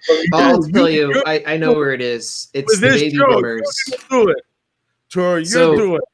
This is what I've noticed. I think over the next 5 years, we're going to see the same shit we're seeing right now. The market's going to be at a crazy high. I'm just trying to survive this because it's going to be crazy, but I think it's going to keep going up and up and up. The baby boomers are going to hit that peak retirement. Then they're going to be like, okay, time to spend all this money I've saved my whole life and, get the value before I die. And what are they going to do? Buy everything they can. That's going to send real money that was in all these 401ks back into the economy because the generations before them don't even have enough 401ks to absorb all that cash. So it's all going to go into the real economy. You're going to see massive inflation, maybe not hyper, but a lot more inflation than we're seeing now. And that's going to be a catalyst for, at the same time, by the way, the US government, the Fed, they're going to be making a digital currency. So you're going to be an easier way for them to easily put more and more money into the economy, keep the inflation rate going higher and higher. And that's when we're going to see the switch over. We're going to see people being like, wait, so Bitcoin is going up in value and it still buys, or even more, like a car, maybe $100,000, now it's going to be a couple Bitcoin. So they're going to be like, okay, I'm going to start switching. So you're not going to ever see, I'd say, mass adoption into Bitcoin per se. But you're going to see allocation as part of a balanced portfolio for most people because they'll want a slice of it, just like everyone has wanted a slice of gold. So, if you gain as much as you can now, you'll be taking, a share of gold. But ultimately, we're all going to end up in a digital system where I think Bitcoin will still be able to slide in and out in its place and have a very, very large relative value. There's also, let me add really quickly. There's a game called Credit Economy, and we're all trying to analyze how to play this game, which we did not create. I think the main problem of even asking the question, that you asked, so what's about a system? First of all, we need to realize how this system was created and why it was created. But instead of doing that, we're analyzing the performance of that system in the last 20, 30 years when there was little to no innovation to that existing system at this moment. So what are the solutions? The solutions is to create a new system. A, B, why does the global currency has to be the same as the internal currency? Like, who created that? Why does it have to be the same? And why globalization is good in the first place? If the economy, if a region has 300 million people, it's self-sustainable in terms of everything. It does not need any outsourcing. It can actually sustain itself. It can produce and consume. Global currency. Yeah, the global currency might be, the global currency might not be necessary in the first place. Why the global currency of the dollar is the same as we're using inside the economy? Why is it the same? Why does it have to be the same? Have you ever thought about this? It doesn't have to be the same. We were talking before, it was the sterling before the dollar. I don't think anybody assumes that the dollar's. In fact, if you go anywhere, everybody's always talking about how the dollar is going to go away and no longer be the reserve currency.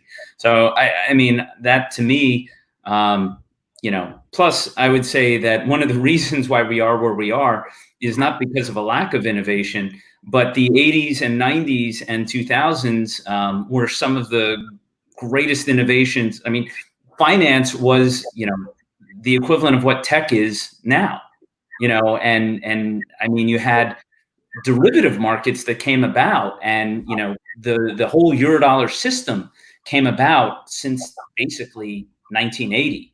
And it's not really, too much of a coincidence that that's where these big bull markets started, because, it happened to coincide along with the boomers coming into the economy in the same way that the millennials are now. But, by and large, it's been a huge aspect of, I mean, that's what we call it all now, right? If you go on Twitter or whatever, it's financialization.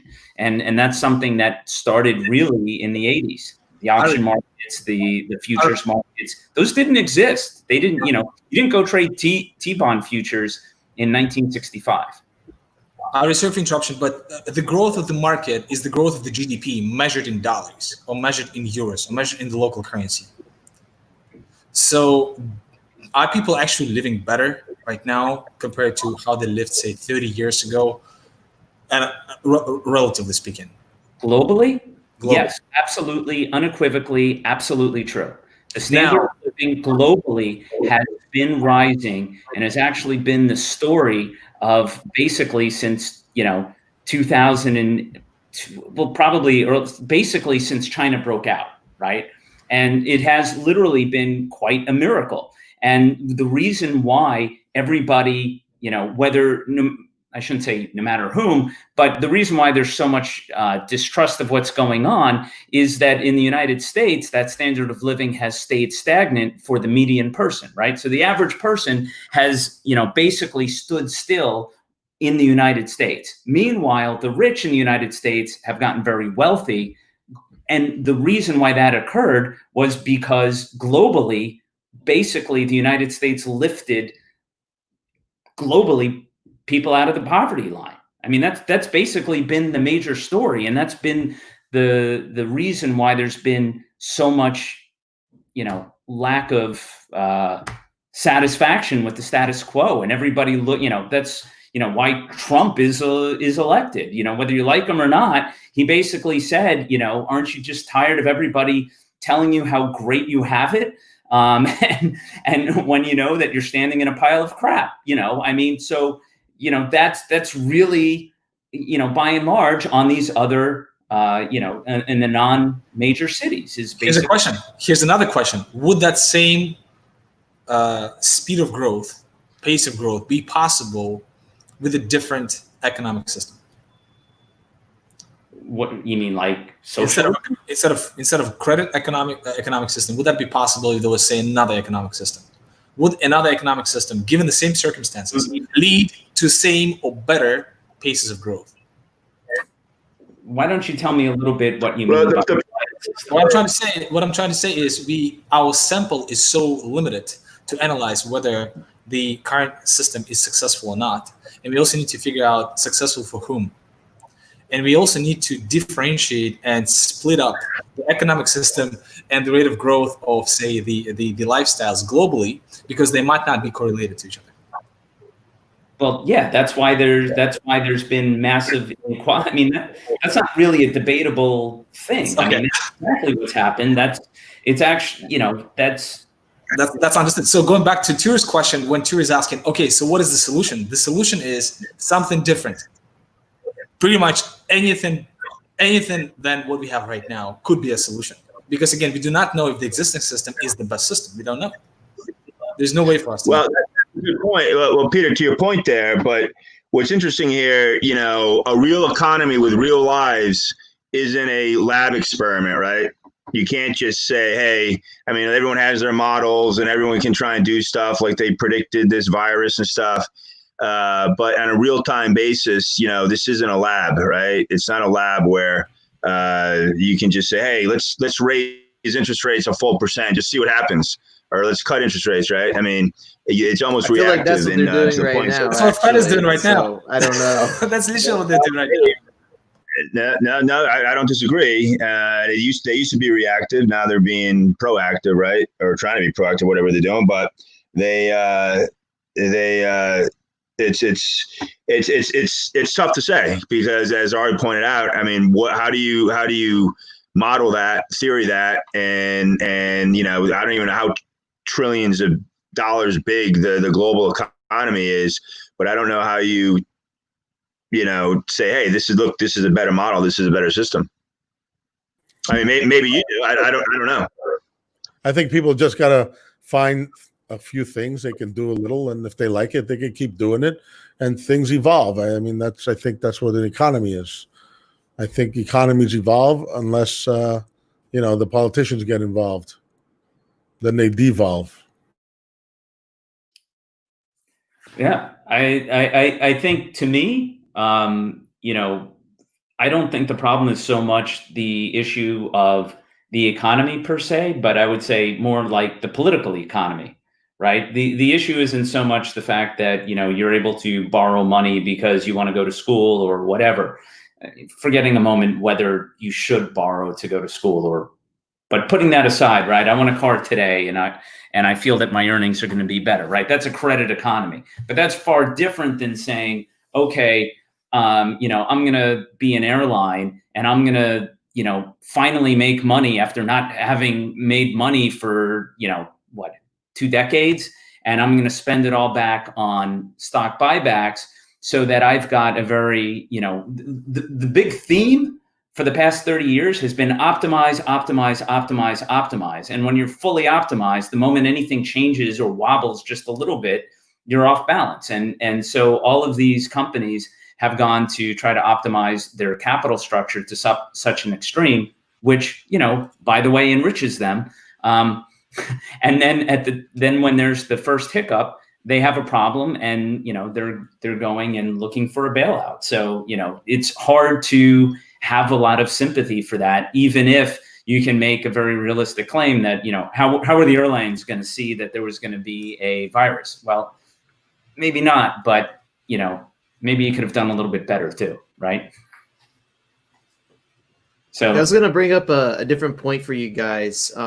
So I'm sure you guys are aware that there was a Goldman kind of like a investor conference call they had last night. I thought it was going to be very like kind of about the future.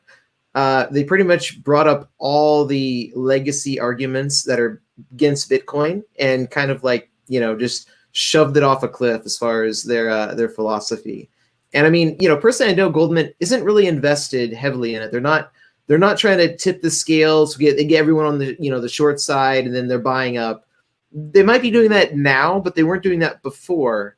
I think they're fundamentally worried about the influence of going to an alternative asset class like Bitcoin on their bottom dollar. They have very slim margins. They're in the same bucket as everyone else as far as liquidity and the reserve and the repo issues. So I don't know. I'm curious if you guys thought about that. It was really interesting to see how Bitcoin went up to like another $400 after that happened.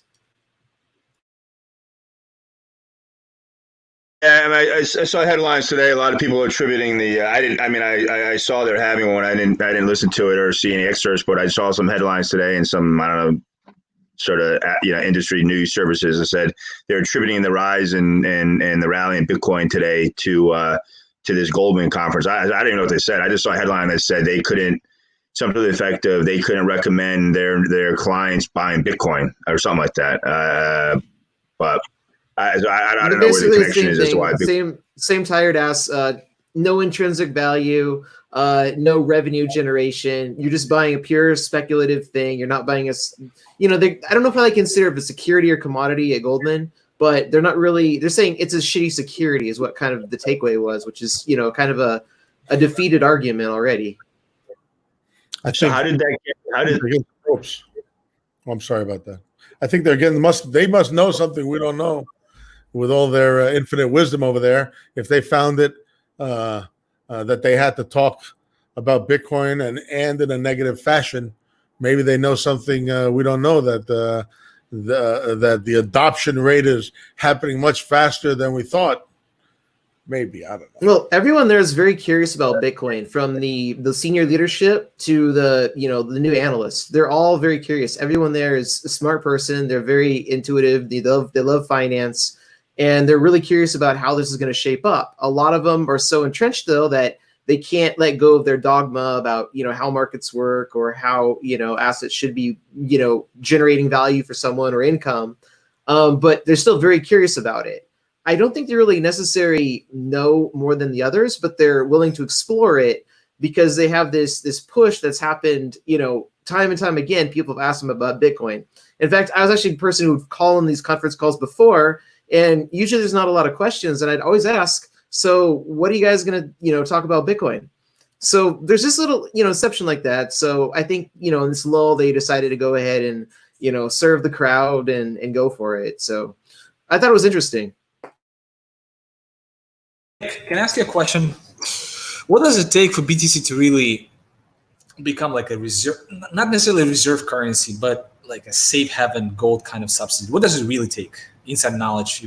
You talking to all these guys daily. What does it really take for BTC to be BTC or some other like decentralized project, decentralized currency?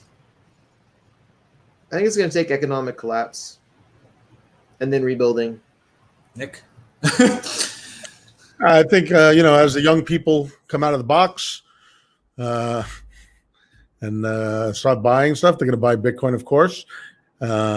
Plus, the more people that understand it, the more certain people, fall in love with it and they adopt it. And then you have countries that, their currency sucks and people end up buying Bitcoin. And I remember I'd go and visit my cousins and my aunts and uncles in Greece.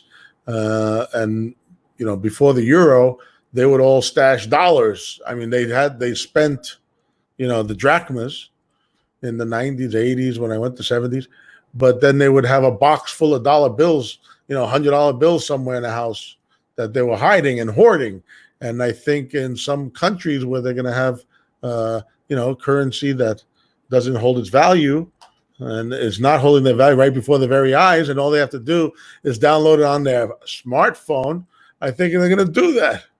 And then it's gonna get wider and wider adoption because people are going to learn more and more about it. And I think, I'm not a mathematician. I don't know. I could probably find the numbers somewhere, but I haven't done that. Someone should go find those numbers and do the math on that. It probably exists. So does do you think the mass adoption comes from the individual? I think and Nick, you mentioned earlier, someone mentioned earlier, like in Asia, in other countries, they're really adopting Bitcoin in the space, and I hear it as well when I talk to people I know over in Singapore or Hong Kong or places like that. And you go 2 hours west of New York City, right? Or a couple hours north, and you go to a barbecue or something, and not many people know what Bitcoin is, right? And so it's not nowhere nearly widely known here in the States as it is across some countries, other places. But what gets so is it going to take the education and the trust of individuals across the country to start demanding the use of Bitcoin and demanding their stores use Bitcoin, and people start saying, hey, do you have Bitcoin here? I want to buy my coffee in Bitcoin. I mean, is that how it's going to come? Even before the coffee, can you hear me? Can you hear me? Not Yes. moving, but we hear you. My image isn't moving. But even before the coffee happens, it's a store of value. So I think, we're seeing it fluctuate over here, but there are other places that, their currency is fluctuating also. So it's a store of value. There's all kinds of uses for it. So as people find the use that is good for them and they start using it or holding it or just even using it once, it doesn't have to actually be used as a currency to go up in value. People are going to buy it and hold it and hedge against the currency of their country that went run amok or some dictator keeps printing so you can buy a new plane or something. I think the key is going to be that it actually has to be a payment system. People are going to have to actually use it, right? And if anything, I think there's going to be a number of ways that on a sort of incremental, practical way, and then in some dramatic ways, right? So Nick has brought up, I think rightly so, what has gone on in Venezuela. And there are going to be other countries that for a variety of reasons, you can imagine that a country that is having inflation issues and issues with their currency might want to adopt a currency that, in the same way like Hong Kong has a currency board or others have used dollarized economies. What are you going to use? Well, if you adopt the dollar, you're going to piss off China. And if you adopt the RMB, you're going to piss off the US. So, what would be a third currency, right? Well, nobody's going to go to the land of Deutsche Bank, and $60 trillion worth of derivatives. That doesn't seem to be a good answer. So why not, look at Bitcoin as a potential there? And in terms of practical perspective, I'm sure all of us have, on some occasion gone on an international trip, and you go, well, what if I could, when I go to wherever, Europe or Asia, why can't I just have Bitcoin and do it once, right? And use that as sort of actually, ironically, to Peter's point, why that would be a nice global currency, right? You don't have to go, I don't know if you've ever been at the airport and you see the bid ask on the euro, which is, a very Euro USD obviously is the most liquid pair out there. And yet, you'll pay like an insanely wide bid-ask spread. So people will say, well, what about the volatility of Bitcoin? Well, at least with the volatility of Bitcoin, I'm not guaranteed to lose the money I am in terms of changing $1,000 to go to London and then change it back when I come back. That's a guaranteed loss. So, I think that the payment system is going to be the key. Because once you start using any currency as a payment system, you're going to say, well, so long as it seems pretty reasonable, I'm okay leaving some money in there because I know that I'm going to need it next month, right? I'm using it in some capacity. And then gradually over time, there's, if I'm the only, it's like all the gas in your tank, right? If everybody's leaving it at, quarter full and we all decide to move it to full tank, we're emptying all of the reserves out of gasoline. So if everybody starts using it and keeps a little bit of Bitcoin, it becomes something that people are used to having. And then they start saying, well, since I have this, I'd like to invest it. And what are you going to invest it in? That's going to be credit, right? I mean, that's what it has to be, right? It's going to be some fixed income asset that's denominated in Bitcoin. And that's really what's going to take Bitcoin from being an asset to being an asset class, is when there's investable stuff that you can go and earn a return on. That's where right now you can pick up 6% on BlockFi and other outfits Celsius. out there, Celsius. And wait a second, I forgot the other one. There's a few of them. There's also Nexo. No. Anyway, there's a few of them, and also now with decentralized finance coming, and it exists already. You can make a return right now, 8% right now on your crypto. You can't make that up. That's absolutely the case. but there's also you're putting your money as a deposit into what effectively is an internet crypto startup bank. And no. You put it into a smart contract. You put it into a smart contract. Well, first of all, separate from anything else, BlockFi and Celsius, as far as I know, are actually not smart contracts. Sure, they're not. Of course, right. They're not. Other ones are. And if I recall correctly, there was a problem with the MakerDAO contract where people lost fairly substantial amounts of money. And then even when they went to recapitalize, they had a problem with the auction. So that was sort of like a repo. That was like the flash loan repo, pretty much. It most certainly was not a repo.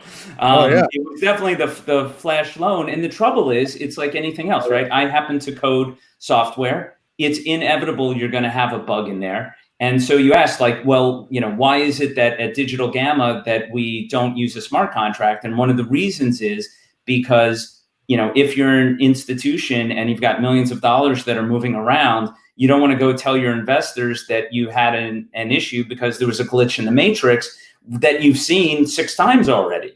Like, that there's an issue there. So how do you overcome that? And, basically, a lot of these systems are getting rushed out the door before they're ready. I mean, you look at Bitcoin and, that's battle hardened, right? I mean, it's shown itself to be. It took a few years, but it happened, and the same is going to happen for the DeFi market, and that's what's going to happen.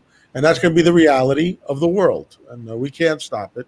It's going to happen. People don't want their riches in the hands of others. I mean, money has a certain property. When you give it to someone else, it belongs to the possessor. So if you give your money to the bank, they own your money. They can just not give it back to you. They can get a piece of paper from your third ex-wife, and all of a sudden, you don't get your money back. So people are going to go to the place where they actually feel the masculinity or the femininity of holding on to all their money and actually having full control of their money and not being at the whim of other humans.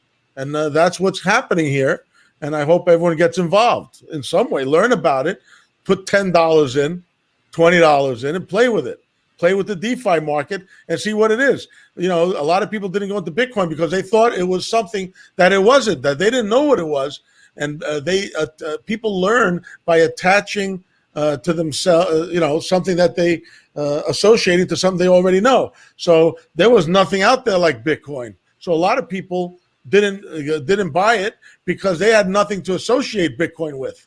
The only thing they had to associate it with were other money things like MMM.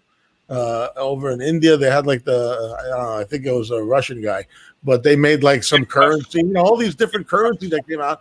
But Bitcoin is not, it's not a currency. It's a whole lot more of everything. It's a whole lot more of a lot of things. So people didn't know what Bitcoin was. They think some people still are frozen in their brains and they still don't know what Bitcoin is. And they think it's some kind of stock or something. And they think it's going to go, and they say like Schiff's a rockhead. He still thinks, keeps saying it's going to go to zero. Hopefully he's buying it or something. People are not in the place to learn something new. I think I'm blessed. I always learn something new. I grew up in a garage. My father was a mechanic. So every 10 minutes, someone would come up to me with a problem, and I try to troubleshoot it in my brain and try to fix the car. And you reminded me that when you talked about the gas tank. And I think everything that comes up to me in my brain, I have to go through it. I have to troubleshoot it. I play with it all day with my brain till I have some kind of understanding of it. A lot of people don't do that. They just follow the herd, right? And they think they're going to get the herd immunity. But here comes the virus and you're all dead. Soon, you're like dinosaurs, guys. People who don't buy Bitcoin and who do not learn about DeFi, they're a bunch of dinosaurs. I'm telling you right now, you're a bunch of dinosaurs. The meteor hit. The fucking sky's gray. The leaves are turning brown. The dollar bills are turning brown right in front of your eyes. And you're just sitting there crunching along. Now it's crunching.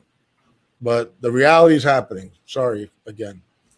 I think this is going to keep going on for the next 2 to 5 years. As I say, Nick, that I had a very vivid image in my head with the meteor and the dinosaurs and That was good. Well, it paints a blurry picture. If that's how we get there from here.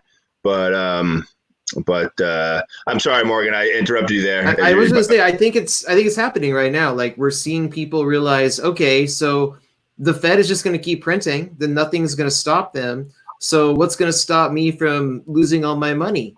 And you could buy real assets. That's always an option. But what if you don't have the capital available to buy, a nice a real estate piece of property or something? Well, you could buy Bitcoin. It's, you only need a couple cents technically to buy some.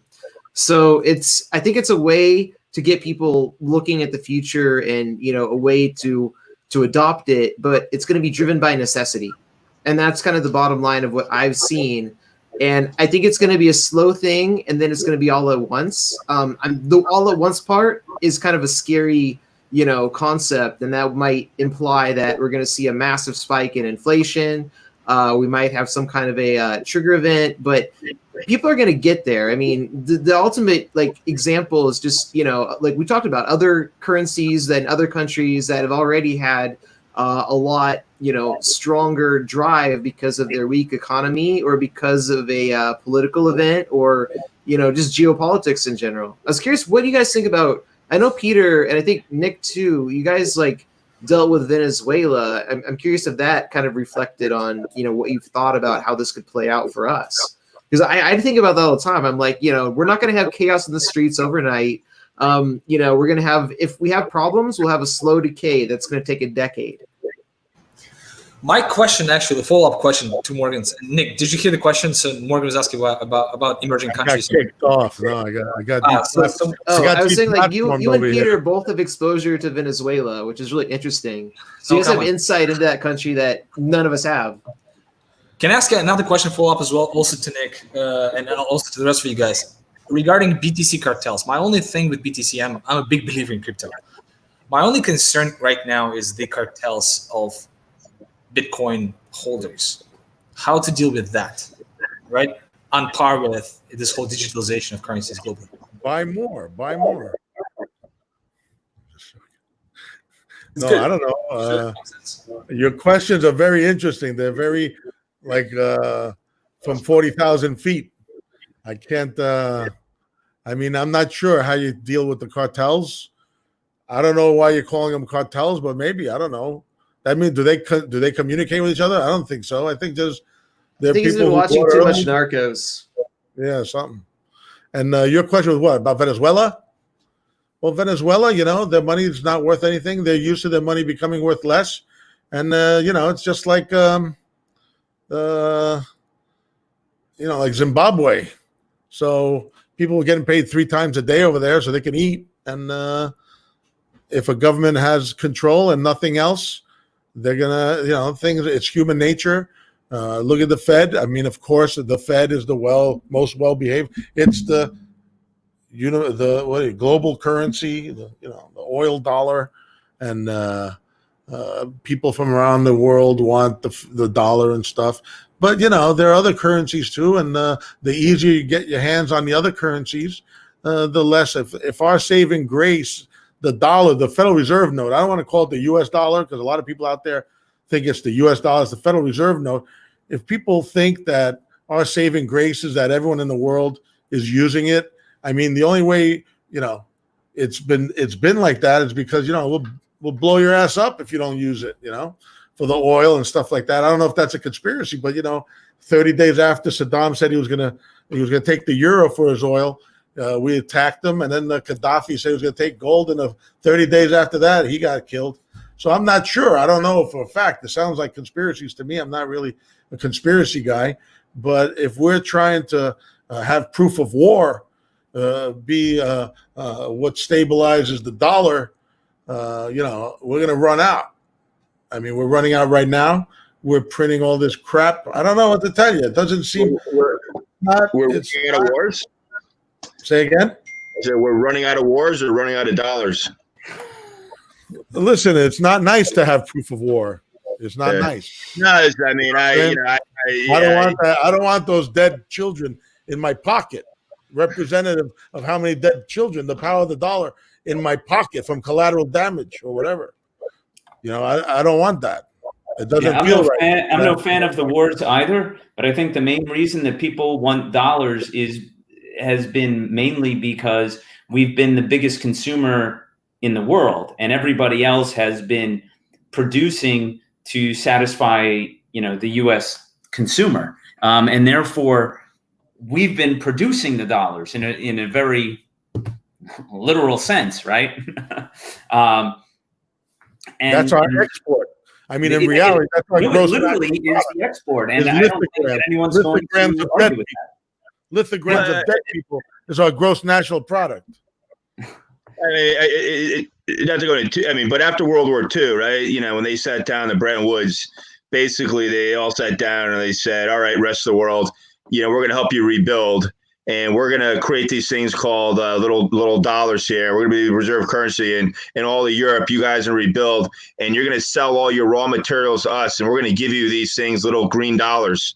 And they're like, "What? We don't want that. What the hell do we want that for?" And they said, "Well, we're going to back it with gold."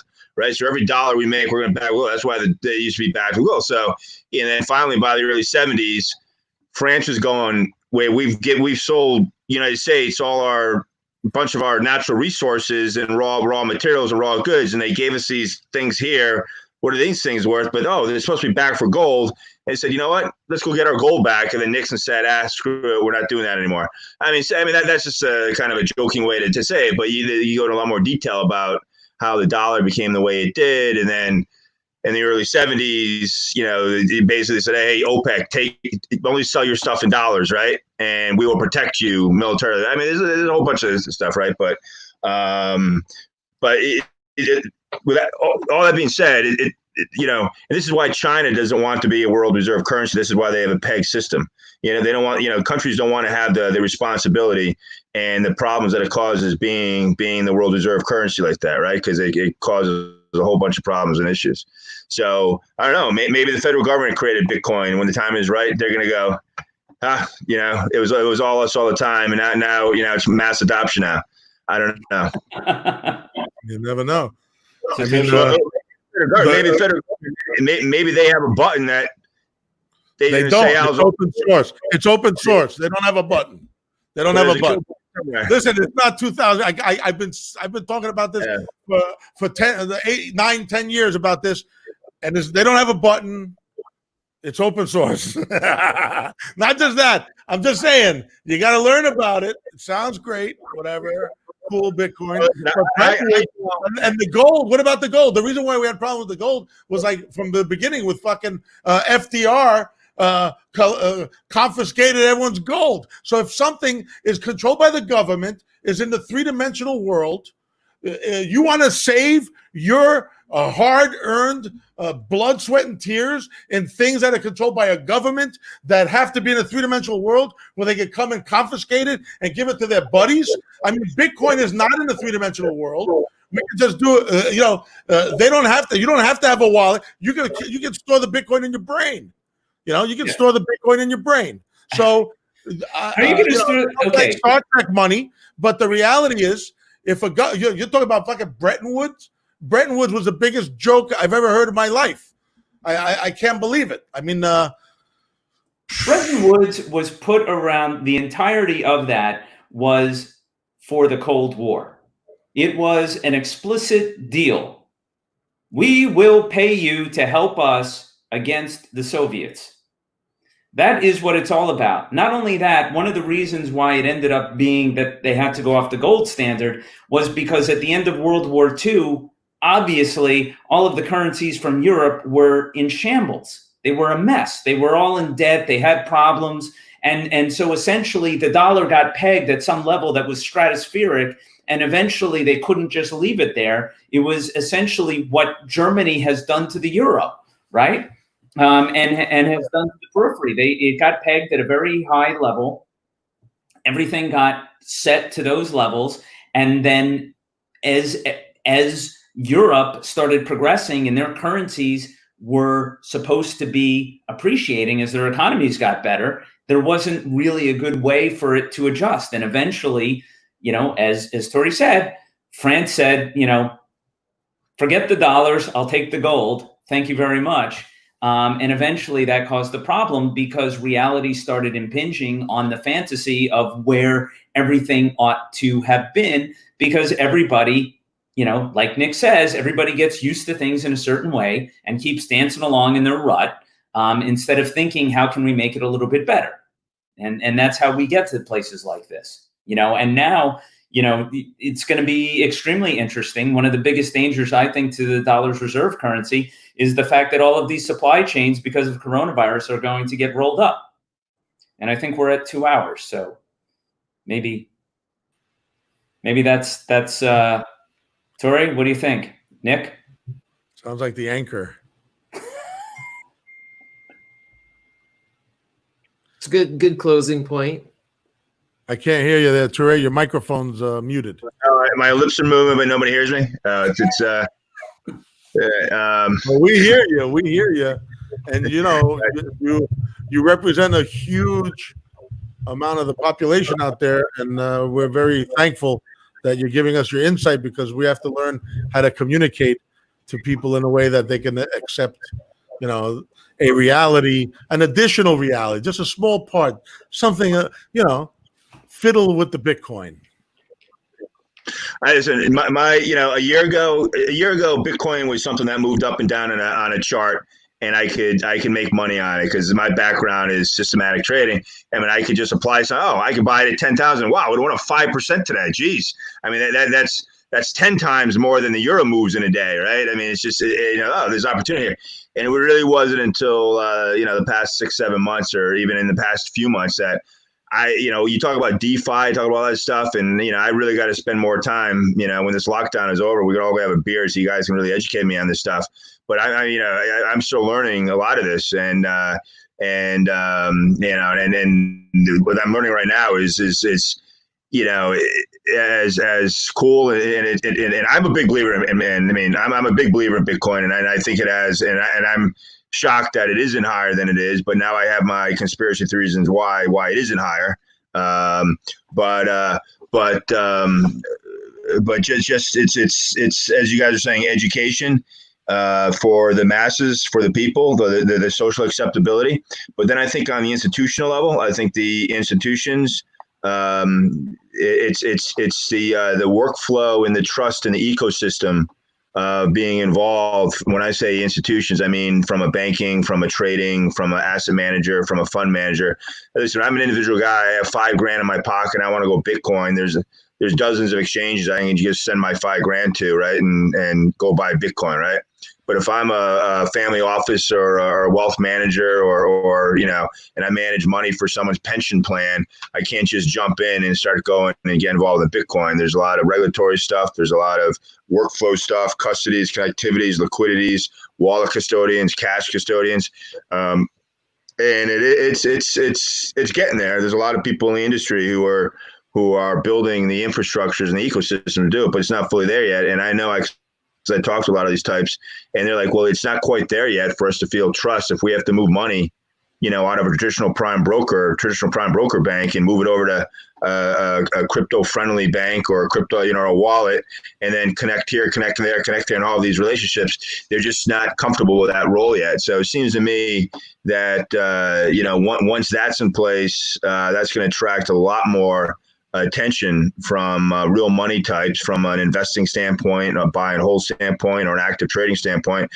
And maybe that draws more attention to the masses in terms of education. I don't know, but certainly looks like the people in the industry, like yourself, Nick, and Peter, and Morgan and Ari, we're all further in the cause here. And I think a year from now, if we're having these every month or every week, wow, geez, so it'll be 52. I mean, it'll be interesting to see if we're still doing this a year from now. I'm willing to bet that the ecosystem in the asset class in the industry is vastly progressed from where it was today. That's how I kind of see it. And whether it's going to overthrow, the U.S. dollar or fiat banking, I don't think it's going to happen in a year, but I think it would be a lot closer to a more traditional market and mass adoption and a trading and a store of wealth. That's for sure. Bravo. I don't know. It's my last rant there. Well said. the event. I do have to run here. I do am behind on some stuff, but anyway, it was a Nick. It was you certainly gave actually everyone gave a great perspective on things. Learned a lot from Ari, Nick, and Peter and Morgan. And I really appreciate having me on, Nick, and doing this. It's a very educational experience for myself. For myself, I know that. So, thank you. It's a pleasure meeting all of you. Sorry, I know you. Great meeting all you. Great work, everybody, and Tor, it's the best. You're the best. We need people like you. We need people like you online because we need to talk to people because that's part of the onboarding. Meaning we need to go into people have decades and decades and decades of incredible experience, but not in what we're doing. So we need to try to put everyone's brains together there and do like the Vulcan mind melt and try to see what comes out of it. We're gonna have to do one of these live in person, at a wine and dine or a wine and wine or I don't know, dine and wine. I don't know. What do you want to call it? Red and blue pill? Yeah, red and blue pill event. That's right. And we can all do it in person. That'll be a good time. Amen. For sure. Yeah. So, all right, guys, I gotta log out, and I'm sure we'll be chatting again soon. Thank you very much. Thanks, guys. Bye. Yep. Bye.